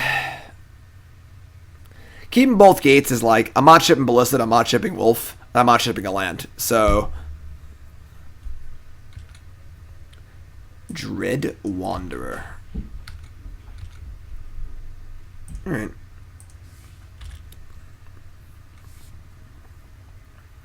If they have a Thoughtseize, we'll just fight through and figure it out. Agonizing Remorse? They have more than 4 Thoughtseize? That's scary. That's scary.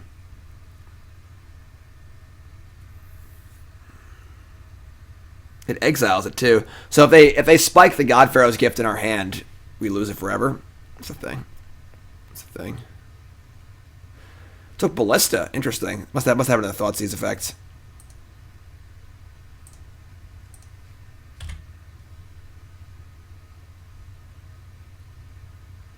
I mean, Ballista's not really a payoff. We don't have much mana with a one-land hand, so, like, how good's our Ballista going to be, you know?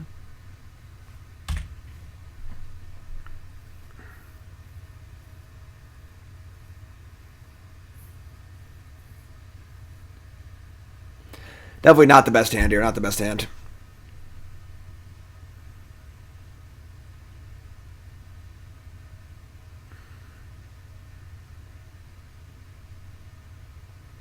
Ballista is good, but it's a piece of the puzzle. It's not like an end-all, be-all. All right, they're teeing off a little bit here. Oh my god, come on. 20 lands my butt. Where did you get a deck tech if you donate right now? I can do a deck tech after this game, so it would be in about a half an hour. I do them live between leagues and stuff.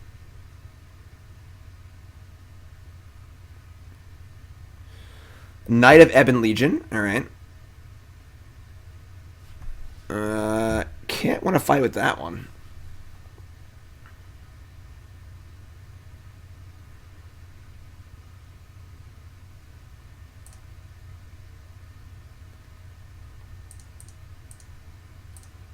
I mean, we draw some spells are probably okay.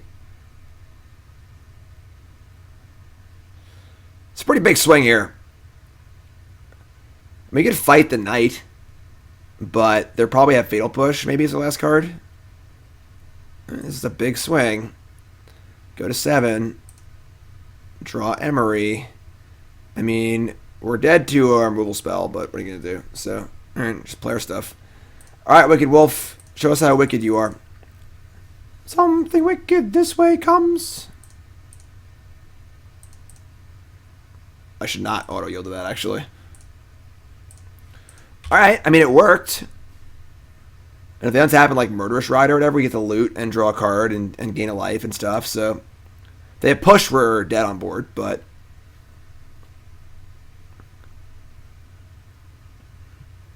alright. It's fine.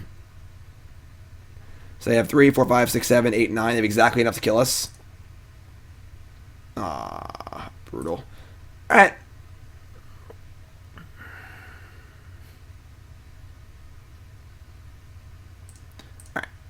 So they had a lot that game. Mostly had it all, and we mulliganed into a pretty mopey hand, which is not cool, But all right, it's just game 3 here. Mono black aggro hands, really good mono black aggro hands on the player. Tough. 4 cat seems awesome. I think that the thing that makes me most excited about this deck is Cat Oven Gate. Being able to Cat Oven with a gate in play and have it be an actual like engine is just awesome. And then the Emry also. That's the big draw for me with this deck for sure. The Marionette Master kills are cool and flashy. I can almost live without them. Like it's cool. It's a cool part. It's a cool part of the deck. But the thing that really draws me is that. This hand's pretty good. We're gonna keep this. Our hand's pretty Thoughtseize proof. We get our oven in play no matter what, which is awesome. We have a Wayfinder on 2 to find us a black source and put some cards in the graveyard. So feels pretty good. Knight of the Ebon Legion. Yep, whatever.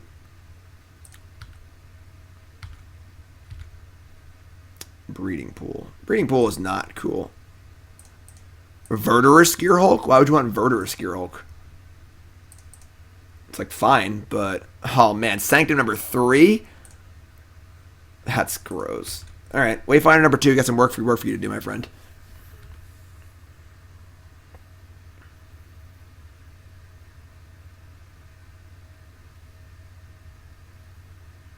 I mean, Verdurous Gearhulk is better if your opponent like has a Rest in Peace in play, I guess. But we've just killed our opponent from nowhere with Master a bunch of times, you know.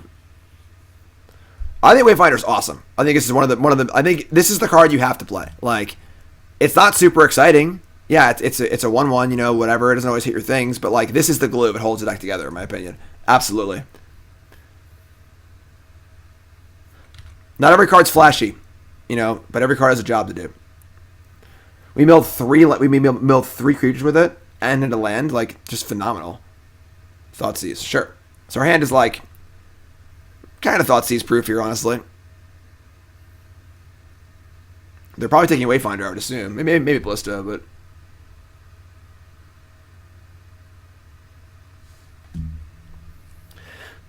Supplier. See, they agree with it. They took the Wayfinder. Supplier might be like a little too weak. I'm not really sure, honestly.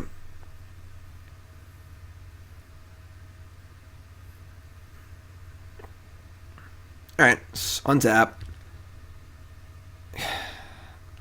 Losing Wayfinder sucks. We really need that black source.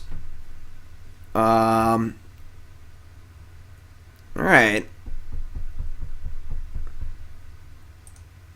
I don't really want to play Ballista on 1.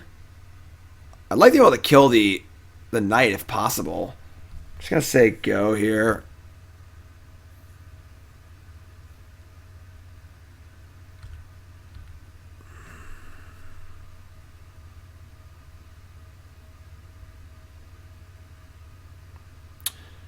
And they're going to push my Wayfinder.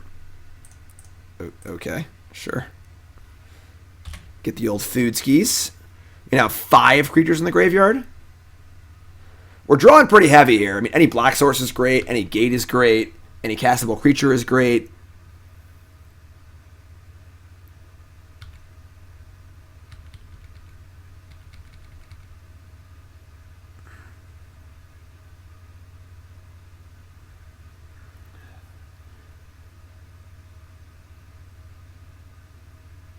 Spawn of Mayhem? That's pretty brolic. Okay. We're probably playing Ballista to kill the knight. God. Ran, what's up, my friend? All right. Sounds good, my friend. Thanks so much. We'll do your deck tech after this match and rebuild. Yeah. We're going to kill this Knight pretty inefficiently. I also think that Plague Crafter is a card we could play, too. Plague Crafter was the nut in a deck I played like this earlier. That would require playing Supplier, I think, though. So that might be a little bit of a different deck. That's a way you can go, too, though.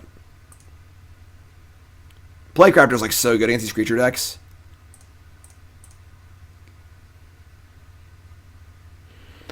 Alright, so we should, like, not die to Spawn of Mayhem, I guess. Why does Plague require Supplier? I think you just want to have enough things sacrifice for value. Wayfinder might be enough. Wayfinder or Llanowar Elf. It's probably going on our sideboard regardless, but I'm a big Plague Crafter fan.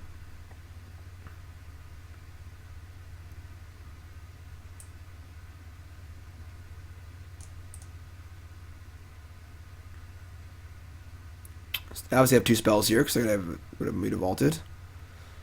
Yeah, we're probably in trouble here. This kind of sucks. We're trying to lose. We don't have black. It's pretty frustrating.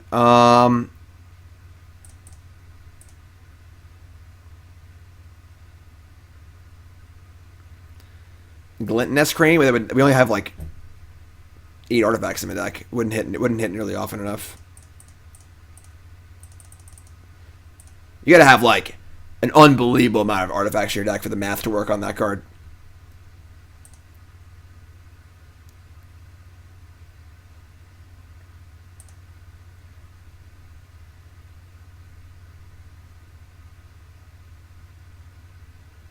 Fatal Push again? Oh.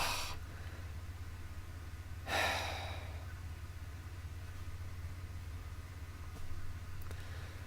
think we're just dead. So we're taking 5, 6, 7, 8, 9. Yeah, I don't think we have any outs anymore, unfortunately. It obviously sucks. You shouldn't draw black, but what are you going to do? Oh, you need a lot more than 20. You need like at least 30.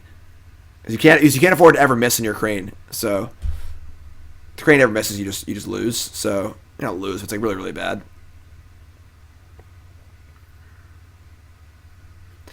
Alright, so we have jobs to do. One of our jobs is to fix our mana base.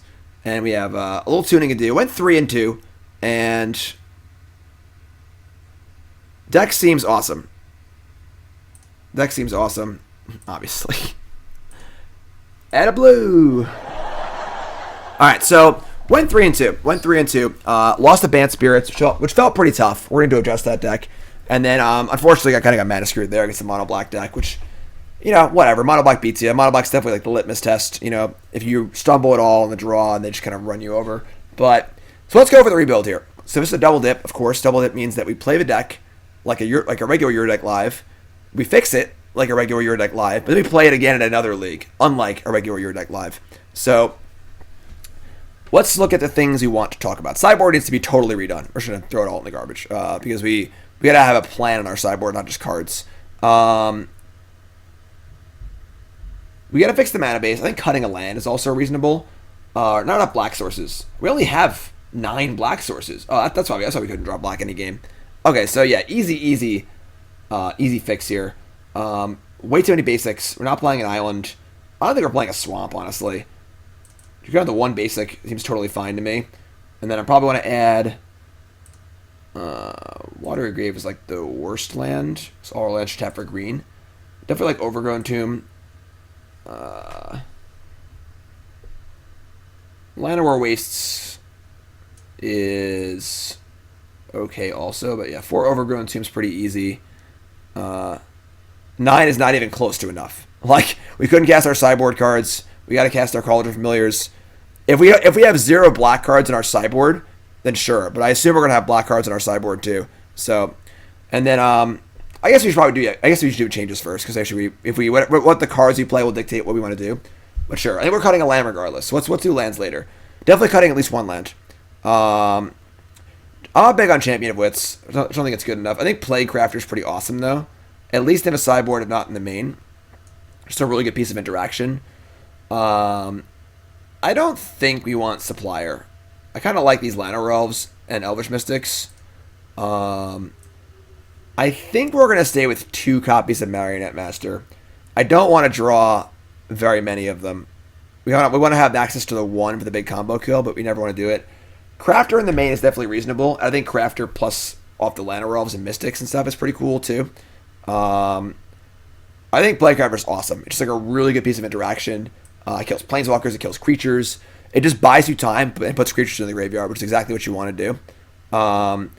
It does feel a somewhat similar role to Wolf, but Playcrafter also kills planeswalkers, and it also just makes them discard cards. So, Playcrafter is definitely a card I'm very interested in. If I could spell. I would not be surprised if we want the full 4 between main and sideboard. And against most creature decks, I want to bring in like a lot of them, but that's a possibility. I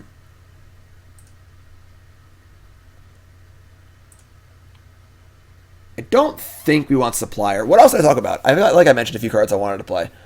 I think going down to 3 Ballista would be fine too if we wanted room for stuff.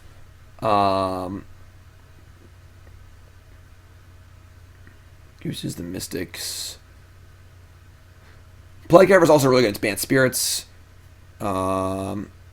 Midnight Reaper is interesting. I feel like that might be more of a sideboard card. The problem is, Mire Triton's pretty cool actually. I do like Mire Triton. It's not a bad one. Yeah, Thief of Sanity on the board. The problem is, I don't think we'd want Reaper in the main deck. I don't think. It could be good, honestly, because it is a little bit of a card draw engine, which is kind of cool. And the problem is, if we were to sideboard it, I think the goal of our sideboard should be to have things that don't interact with the graveyard. So we want cards to come in that, if we get hit by a Rest in Peace, they're still good. Playcrafter kind of fits that bill, you know? Looking for cards like that. And yes, Thief of Sanity is definitely going to be on the menu too. I think like 2 main deck Playcrafter could be a thing. I think maybe we're a little heavy on Llanowar Elves. We wouldn't mind shaving 1. I also think that Ballista could go down to 3. I don't know if there's another card I want to play in the main deck, though. Mire Triton's pretty sweet. It's just good. It's good. The problem is it's not as good. It's not good against flying creatures. Cavalier Thorns is too big. Hostage Taker is a pretty interesting one, but I think Wolf fills that role for us. And the Wolf's been pretty good. Oven, Ballista. I might still want the 4 Ballista, honestly. The main deck was pretty good. Aside from the mana base, I was pretty happy with the main deck, honestly. Mire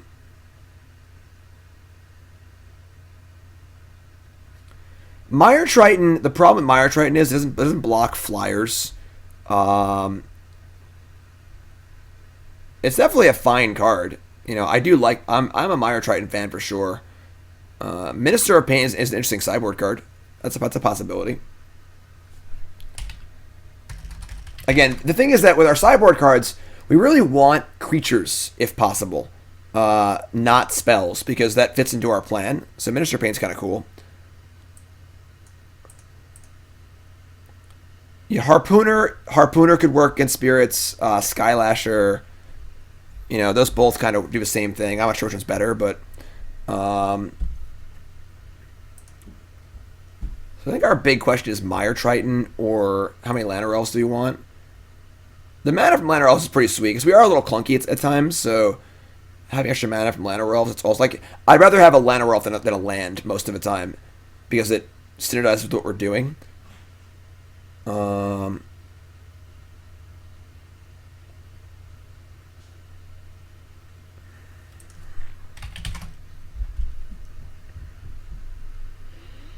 Yeah, I like Rex Sage.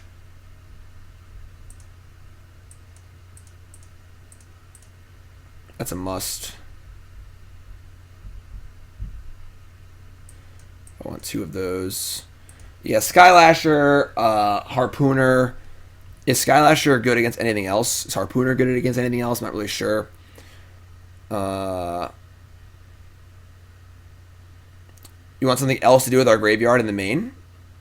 I mean, Euro is interesting, but it taxes what we're doing a lot, you know? Is Mire Triton better than Glowspore Shaman? Yeah, definitely. Definitely. Easier to cast, gains life, better blocker. It's just better in almost every way. Does the deck want... Ooh, that's a good idea, Fizzler. Trail of Crumbs in the sideboard as a... Well, no, it doesn't work, because that means we can't... our Cauldron Familiar engine doesn't work anymore. Yeah, like if Euro can't ever exile a creature, I just don't think we're really interested in Euro. And then we're not really like, what are we drawing off Euro? Like, you know, we're not putting lands into play off Euro. We're drawing crappy Llanowar Elves off Euro, so not really about that. I don't think Euro is really where we're at. Brontodon's not better than Reclamation Station, I don't think. Sacking Euro to Oven is obviously really cool, but yeah, it does work with Goose. I honestly kind of like that idea. Like 2 Trail of Crumbs on the board for like really grindy matchups. Like it's like blue-white control and stuff. So whenever you sacrifice a food, yeah. So we have a Goose in play. That's interesting. Sideboard Casualties of War. That's a pretty big spell to play in our 20 land deck, I think. So the big question I think in the main deck is Mire Triton or not. Do we want Mire Triton? I wish Mire Triton had lifelink instead of having the instead of gaining 2 life, it just had lifelink. It'd be so good. Like there's no playable lifelinkers. It's obviously good off of our God-Pharaoh's gift, but I don't think really we want to think about that. Hangerback over Mire Triton? Nah, I don't think so. It's cute with Playcrafter. It's another 0 for Gate, but it's not really about it.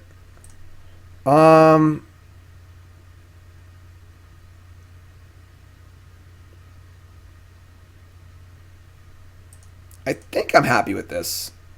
I don't think we want Mire Triton. I think it might just be like just not good enough. So I think it's going to be our main deck. So we got to think about our sideboard a little bit and then figure out our mana base too. But yeah, Gift of Aetherborn doesn't really work. Oh, the other Aetherborn. What's that card? What's it called? It's a 1/4. Let's look for all the 1/4s in Magic. There you go. Contraband Kingpin. That's a cute card. Honestly, it's not a bad sideboard card against like mono red and stuff. It's got 4 toughness. That's a possible card we could play. It's gonna scry here and there. That's definitely kind of a cool card. Definitely a good card against mono black. So this is what I'm talking about finding cards like this in our sideboard that are actually creatures, you know. Might say a few of those maybe. That's a plan. So now Murder's Rider for control, like, we don't need to kill Planeswalkers. Like, we don't really want to do that. You know, like, I don't think that's really relevant. Yeah, Kingpin's much better than the 2/3 because it 2/3 dies to Lightning Strike. Okay. I think Thief of Sanity is another cool juke possible card. It's like a possibility. I have a card. I have an idea. I got a card for this deck. What were we thinking? Duh. Why are we playing this card?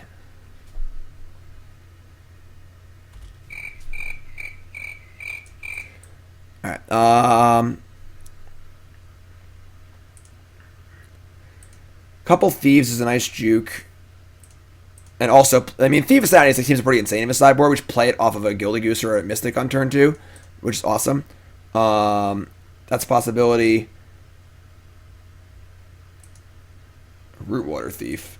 That's funny.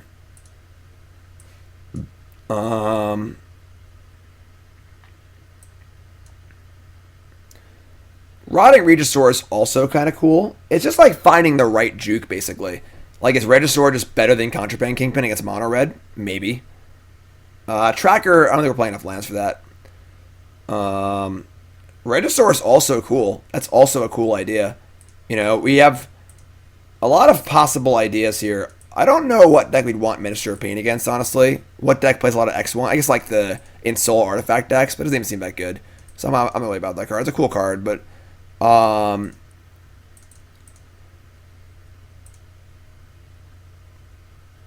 Hidden Stockpile. Hope of Gearper. Hope of Gearper is actually pretty cool with Emry against a combo deck. You can like lock him out a little bit. But I do like Vraska. I think Vraska also fits that. It's a card that's like an answer, but also kind of a threat too. Like I like Vraska much more than I like Abrupt Decay. That's a possibility too. Hope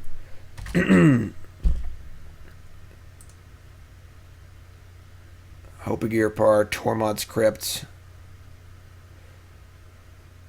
Kingpin. So Vraska also plays really well with the Trail of Crumbs plan, so you can sack the food to Vraska, which is pretty cool. Tomebound Lich is interesting in that it's at his lifelink, right?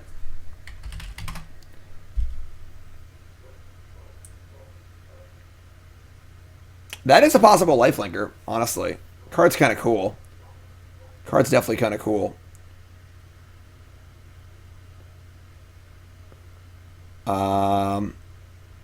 Yeah, that's a possible card too. Is it better than Kingpin? Maybe. This is kind of a cool card to play on turn 2 also. This actually might be sweet in this deck. Because we're playing so many Llanowar Elf effects, you can just cast this on turn 2. That's a cool idea.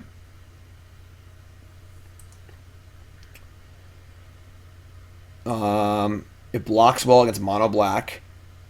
That might actually be better than Playcrafter. I'm not sure though. It's not a very powerful card, for sure. It's not the most powerful card of all time, definitely.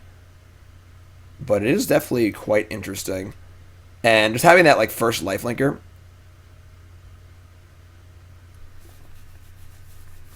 Yeah, Mire Triton I think is not good enough.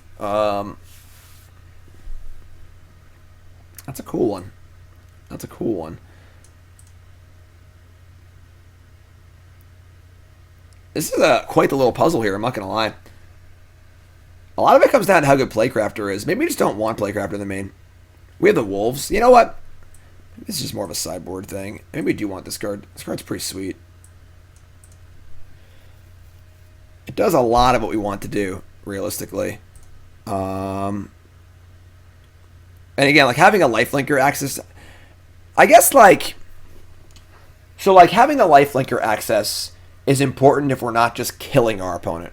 So if we draw a Marionette Master, we usually just kill them, whereas the lifelinker is important if you're trying to race and like just win the game fairly with God-Pharaoh's gift. So the lifelink part might not be super important. This is quite the rebuild. It is good turn 2. It's definitely a really sweet card to play on turn 2. If we attack and loot with it, it's pretty awesome.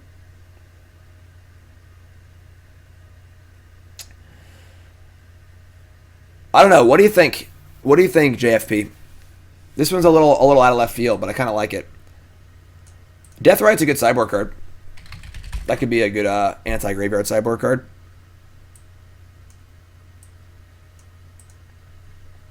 Definitely a possibility. Don't think Wosh Rider is good. Went 3-2. Went 3-2. We lost to Mono Black in last time. I got a little mana screwed in the last game.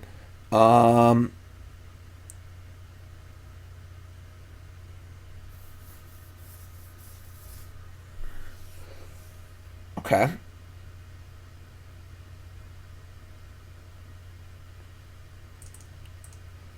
We are, I think, soft to combo, which is maybe we just need like some Thoughtseizes. I think we'd rather have Thoughtseize than Freebooter. Like our sideboard doesn't need to be all creatures, you know, and efficiency versus combo is pretty important. So against like the inverter decks and things like that, so Playcraft of Vraska, Thief, Kingpin, Sage. I think one Vraska is fine. Maybe 2 Thieves is fine. Mystical Dispute is pretty good also. I don't know. It's good against spirits. I don't know if we need that against like the fair decks, realistically. Midnight Reaper is also pretty good. It's hard to say if you want Midnight Reaper or Tombbound Lich. What's this like 3-drop spot supposed to be? But this flex spot is pretty. It could be Playcrafter, it could be Midnight Reaper, it could be Tombbound Lich. Like what's it want to be? I'm not really sure, honestly. I'm not really sure. Reaper is better in like a controlling metagame and in grindy decks. Tombbound Lich is better against mono red, but also good against control if you can just keep hitting with it. Playcrafter is good against like other bigger creature decks, things like that. I'm not sure. I'm really not sure. And then I think we're gonna do one Trail of Crumbs in the sideboard. I don't really need that effect that much, and I think we're gonna do this. So we have Deathrite for graveyard hate, Playcrafter for creature hate. Thief of Sanity is a nice little juke card, kind of surprise at a left field card. Kingpin's good against mono red, mono black, things like that. Sage for Ley Line of the Void and things. So we're gonna try to avoid Ley Line if we can. Trail of Crumbs, good against control. Vraska is a kind of a removal spell. Yes, we did the Oko joke already. Yes. I mean, what do we really need graveyard hate against? You know, like what, basically, you know.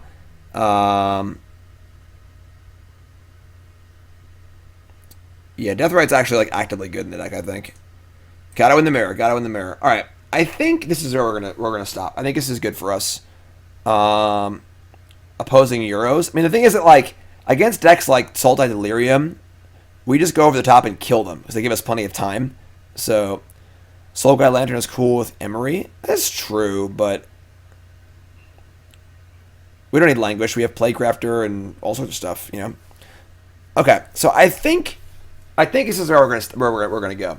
Any last thoughts, JFP? This is your deck. This is your deck live. This is your double dip. Are you happy with our rebuild here? I think I'm mostly happy with the things we're doing. I'm not exactly sure. The mana base is good. I think we added the Overgrown Tombs. Llanowar Wastes is good. And the Yavimaya Coast, a little mixture of shocks and non-shocks is good because we have painless untapped lands. You want to try our Reaper? We could try one Reaper, one Lich. Like, it's going to be hard at a small sample size to figure out what's better, but I'm okay with that if you want to try that, you know? I think Reaper could also be good. I guess, honestly, Reaper's a good one. Obviously, you never want to draw more than one. So, I'm kind of cool with that. I would say 4 Emry's a must. Emry feels like one of the better cards in the deck, honestly. Our engine of, I think the non-negotiable 4 ofs in this deck are 4 Familiar, 4 Goose, 4 Oven, 4 Wayfinder, 4 Emry, 4 Gate. Like, non-negotiable. That's the core of the deck, in my opinion. So, like, I wouldn't mind shaving a Llanowar Elf or 2, wouldn't mind shaving a Blister or 2, you know, but I think that's the on the non-negotiable core. Okay. Our sideboard is very black. Even if black sources, right? We have 4, 5, 6, 7, 8, 9, 10. We have 11 black sources and 4 Gilded Goose. We have 4, 5, 6, 7, 8, 9 blue sources and 4 Gilded Goose. And a million green sources, which is obviously very important. We could cut, like, a land for another Watery Grave. So we'll have 2 lands that don't tap for green on turn 1, which is fine. To add ourselves 1 more blue and black source. I don't think it's really necessary, though. Also, our Wayfinders are mana sources, too, so. Alright. I think this is our deck. So, definitely pretty pumped about this deck. And the good news is I can just buy one Tombbound Lich. Don't got to rent that one. So, I think that shaving a Ballista is fine. I don't know what I'd shave it for, realistically. And it is pretty solid. So, I think I'm fine just playing 4. It's pretty good with the Gate. It's cool with Reaper too. It was good against Mono Black. I think it's still really good. Also, we're playing Automatic Acceleration too. So playing it for 4 and 6 is also reasonable. So this is the end of part 1 of a double dip. Part 2 is coming right up. All right. So if you're sitting on a stream, don't go nowhere. If you're watching on YouTube, I'm sorry, Mario. Your deck's in another video. All right, folks. Please take 10 seconds, like the video, leave a comment, sub the channel. Helps me out a ton. Can't tell you. Every video you watch, like, comment, like, comment, like, comment. It helps me out so much. And it's free, it's easy to do, and you're quarantined. What the hell else are you doing? YouTube folks, I love you. Thanks for watching. See you next video.